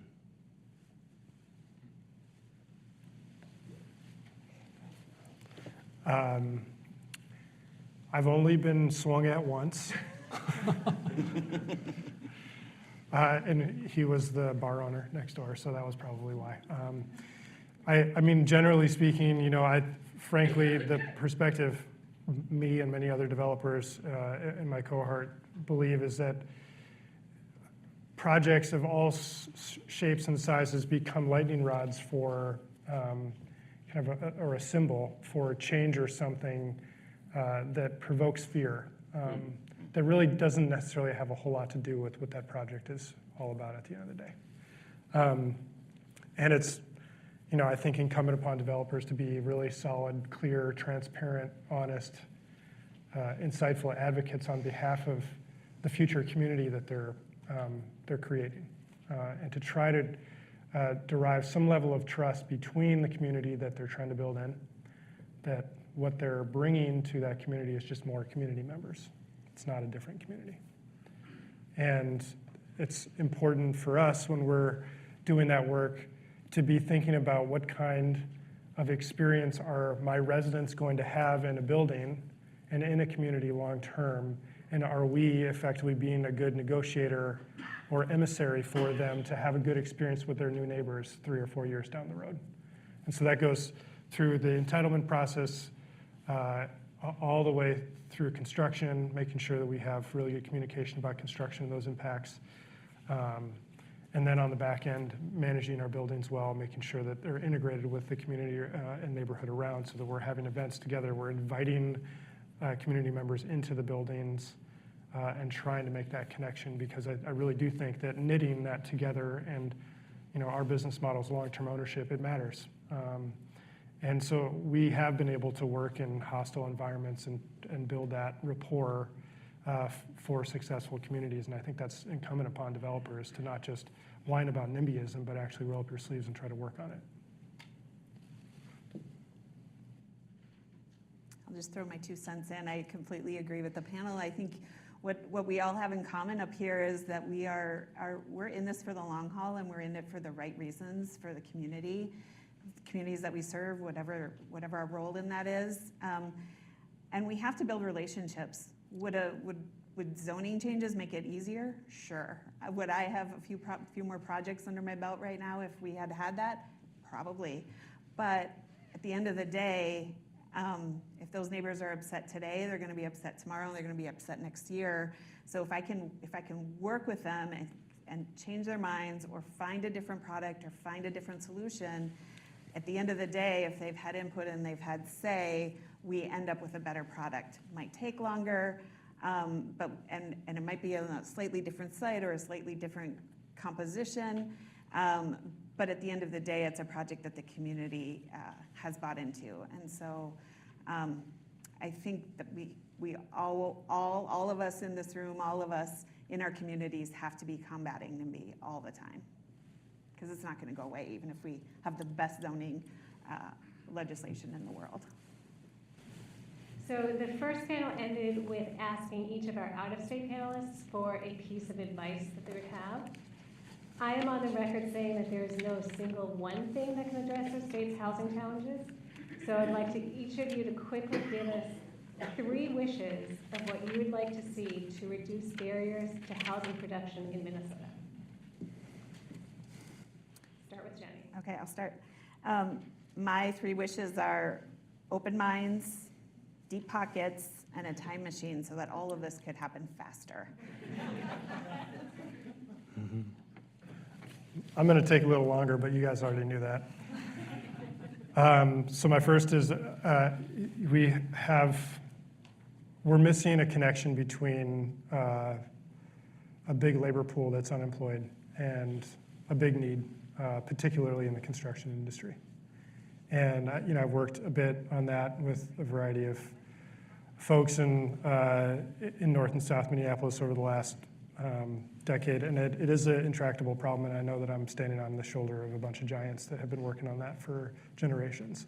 It just is still there, and I think that, I guess I should say, that we will have a better connection between that opportunity and folks that need it, need a different method of making money for their community and for their family. I would also wish for a fully staffed, funded, ethically sound, high morale professional police force in Minneapolis and St. Paul. I know that's a little more controversial, but as operators in buildings that are in very challenging submarkets, particularly in Minneapolis and parts of St. Paul, it is really difficult to manage our community safely and effectively for residents that want to live there. And we're struggling, and so we need that. And then we're just going to go down the list of more and more controversial. I would wish for compulsory, fully funded services that are not optional for residents that are coming into buildings that are required for tenants that qualify for those services. We have a system where those services are optional, and frequently there are very significant negative impacts on the broader community in those buildings when those services are not taken or people go off their medication, and nonprofit and private affordable housing developers are effectively becoming state hospital operators, and that is not a good strategy long-term if we want to persist with affordable housing ecosystem in the state. And so that would be my wish that I know will never happen. The first one of mine was referred to actually by Jenny in the first panel, and that is an interest in complete and current data that is shared at the community level and ideally bubbles up to the statewide level so that we can really see and understand and have a shared agreement as a base for discussion and planning. What are the dynamics in different parts of the state, different settings, different land use contexts? The second is zoning code standardization, and I don't mean uniformity. I'm envisioning something more like the Dewey Decimal System, where every library has a different collection, but you know that certain sections are to be found in certain numeric areas. Why can't we have that for zoning codes? We can do it. The third one is, I love, and maybe someone in the room here has this, a new term for that kind of affordability through earning power that I was alluding to earlier. We need a way to name that so that we can talk about it as a holistic concept, because otherwise it remains divided into, are you into the housing thing or into the workforce thing? And I just feel like we need a way to bring that together. So those are mine. I had a bit of a challenge coming up with limiting myself to only 3, so one of them might sound like it's 2.5, but we'll see. First off, at a very basic level, until someone can tell me why a supermajority is best to require a comprehensive plan change, eliminate the supermajority and comprehensive plan change. That is, for me, a very clear barrier to increase production in my community, and nobody has been able to defend why it's a supermajority when a majority of the council already supports it. So that would be one, and I can talk to people about that afterwards. And if you have good reasons why it's a supermajority, I'd be more than willing to hear them. I haven't heard any so far. I'll go back to the beginning, my opening comments in a broad brushstroke way. My wish would be that the states that we heard from today and Minnesota could be models for housing production and affordable housing production and zoning, but in service to what I think is more important, and that is that we have a national effort to address the challenges in the housing market, including industry reform and rebuilding. Since the Great Recession, the industry itself has lost the capacity to produce at the levels that it's required for us to get out of this housing crisis. And until we address housing in the same way that we did healthcare on the federal level down to the states, I think we're going to continue to have these kinds of conversations and, quite frankly, nibble around land use topics because they are the most viable and easiest distraction from the much larger magnitude issues. And in that, I'd like to see Minnesota approach that not from a sense of urgency, but a sense of patient development, of patience and development. I think we've heard from a number of states where this kind of reform has taken time, and the results don't come in overnight. So my hope would be that we'd be thoughtful in moving forward with whatever we do in terms of reform between the state and local governments. And then the third one is I wish for goodwill. I think one of the challenges within the narrative of dealing with housing production writ large or affordable housing is that between local policymakers and legislators at the state level perhaps, and advocates in the community, everybody needs to create a boogeyman or someone to blame for a situation that is nobody's fault. And I think if we all came to the table with a little more goodwill and understood that this is not a problem of any one of our making, and it's not going to be a solution of any one of our making, we'd be a lot better prepared to deal with the real infrastructure issues of the market and affordability and production as well. Thank you, Mayor. I'm reminded of a comment that the former HUD secretary made. She said that affordable housing isn't a red issue or a blue issue, it's an American issue. So I'm reminded by what you just said. So my 3 wishes, I feel like I'm at Disney World right now. Get rid of bad policy, and I'll leave it at that. In terms of, I believe that impacts production, supply, and of course sways investors, lenders away in terms of wanting to invest in specific cities or states. We need more diversity in CRE. We need more women, people of color. We make up less than 3% in commercial real estate. That's embarrassing. So we need more, especially if we're going to be building in the urban core, right? We're going to see more of us, or concentration of us in those areas. And I think 3, we need access to more resources if we're going to attack this affordable housing crisis. So if anyone gets their wishes, it should be Johnny today, because today is his birthday. Oh! Kept it under wraps. So with that, join me in thanking our panel, and Aline is going to provide the wrap-up. Good job, good job. I'm hustling up to the stage here because I know we only have a couple of minutes. And so I want to just say, first of all, thank you to all the housing policy reform curious for joining our event today. And thank you for our panelists for a really engaging discussion. It's really 3 hours of conversation that I'm going to try to summarize in a couple of key themes. And I wrote these in real time, so forgive any errors or omissions. So Ron Feldman started us out this morning with a little bit of his own history about working on housing here at the Minneapolis Fed. My team in community development doubled down on our investment and interest in housing really over the last 6 years. The team and I draw from our experience at the Met Council and local government at the state and nonprofits to try to focus our work on topics that we hear about from our local partners. So today's event really comes from discussions that we started over a year ago, including our Valentine's Day conversation, where we're looking at process for a typical multifamily development. Actually, sorry, the air quotes were for typical, not for multifamily. A typical multifamily development in 11 suburban cities in the region, and really looking at that process that Mayor McGuire was talking about. Ron also read us some words from Chair Powell talking about the needing to ultimately address the supply question. We have to have a sense ultimately here at the Minneapolis Fed of what's going on in housing markets, and without our understanding, to give us an understanding of how it all ultimately fits together. And I think we've seen and heard a lot of conversation about the fact that our markets and our understanding of those markets have really evolved since those early days of supply skepticism.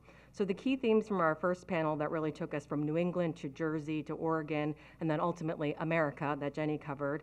Our second panel let us hear from for and not-for-profit developers, mayor, providing a city perspective, and people with local expertise about really how these markets function. So the first theme that I heard, first and foremost, is there's no one approach that's going to address the supply issue. States that have been at the statewide preemption game a long time are still evolving in their approach, and each have a mix of carrots and sticks to try to move housing markets in their states. So there's a lot of iteration. No one nailed it the first time. So another key theme that I've heard over and over in this conversation is that this is not a game for quick hitters. This is a long game, and we're all playing this game for a long time. Catherine's comments on Jersey, which for me as a Jersey girl felt like on brand. Jersey's got a really big stick administered by their judicial system, and it is producing some units. Jenny offered and Mayor McGuire supported that proactive approaches that incentivize and make life easy for cities who are interested and want to be supportive, but really do need technical assistance. That is a real problem that we do need to make sure we're covering. But, states that focus on a litigation strategy, is that really the best approach? Jeff, you talked about Milton potentially being on track to be the next Mount Laurel. I'm actually from Mount Laurel, and it's heartbreaking to see that my city itself, that the mayor of my city said, if you can't afford to live here, you have to leave. So we heard that in states that we also heard that even in states with preemption and enforcement mechanisms, they still allow cities to implement local priorities like environmental protection, planning for appropriate infrastructure, things like that. We heard from everyone that housing is a priority everywhere, regardless of whether or not you're in an urban environment or a rural environment, and that there are a lot of players involved in all of these approaches, not just cities and developers. State, executive branch, judicial, legislative, civil rights attorneys, religious organizations, environmental groups, the Met Council, housing advocates. There's a lot of different people playing in this game. So there's a wide range of interested parties who are bringing views about strategic regional planning, climate, lack of access to vehicles, things like that. John noted that these housing markets cross many political boundaries, and all of our conversations need to recognize those dynamics. That rich range of stakeholders makes it even more challenging to implement Jenny's wise advice, which is figure out what problem you're trying to solve. The overall housing shortage, fair share housing, design a policy that fits that housing, and policies that ultimately mix short and long-term impacts should be viewed positively. That rich range of stakeholders is also likely part of why timelines and complexity are so prevalent in development. We're hearing the call for simplicity and predictability in process. So maybe we should be really clear on what problem we're trying to solve and address and modify policy appropriately. Heard that as a theme. And finally, we still have learning to do, and we can learn from each other. Learn from lean on planners, other states, and experts to make sure that we're taking the best from what they've learned. And maybe that takes us back to the Minneapolis Fed as an entity that can support a comprehensive understanding of our housing markets. We're in it to partner with all of you to study these issues, not just for today. We've been around for over 100 years. We're really not going anywhere. Hopefully you've seen some of our work on housing, for example, the process work that I mentioned earlier, the challenges that multifamily operators are facing that David just alluded to, the Minneapolis 24 plan evaluation, among others. Oh, there's a QR code here that you can use to access our work. We design our work really based on feedback that we hear from people like you. So tell us what you're hearing about, tell us the problems that you're experiencing in your day-to-day work as you're part of our housing community. We're interested in hearing about that. So again, thank you for joining us. Look out for a survey after today's event, and we'll also have a video and a recording as well as slides. So thank you again.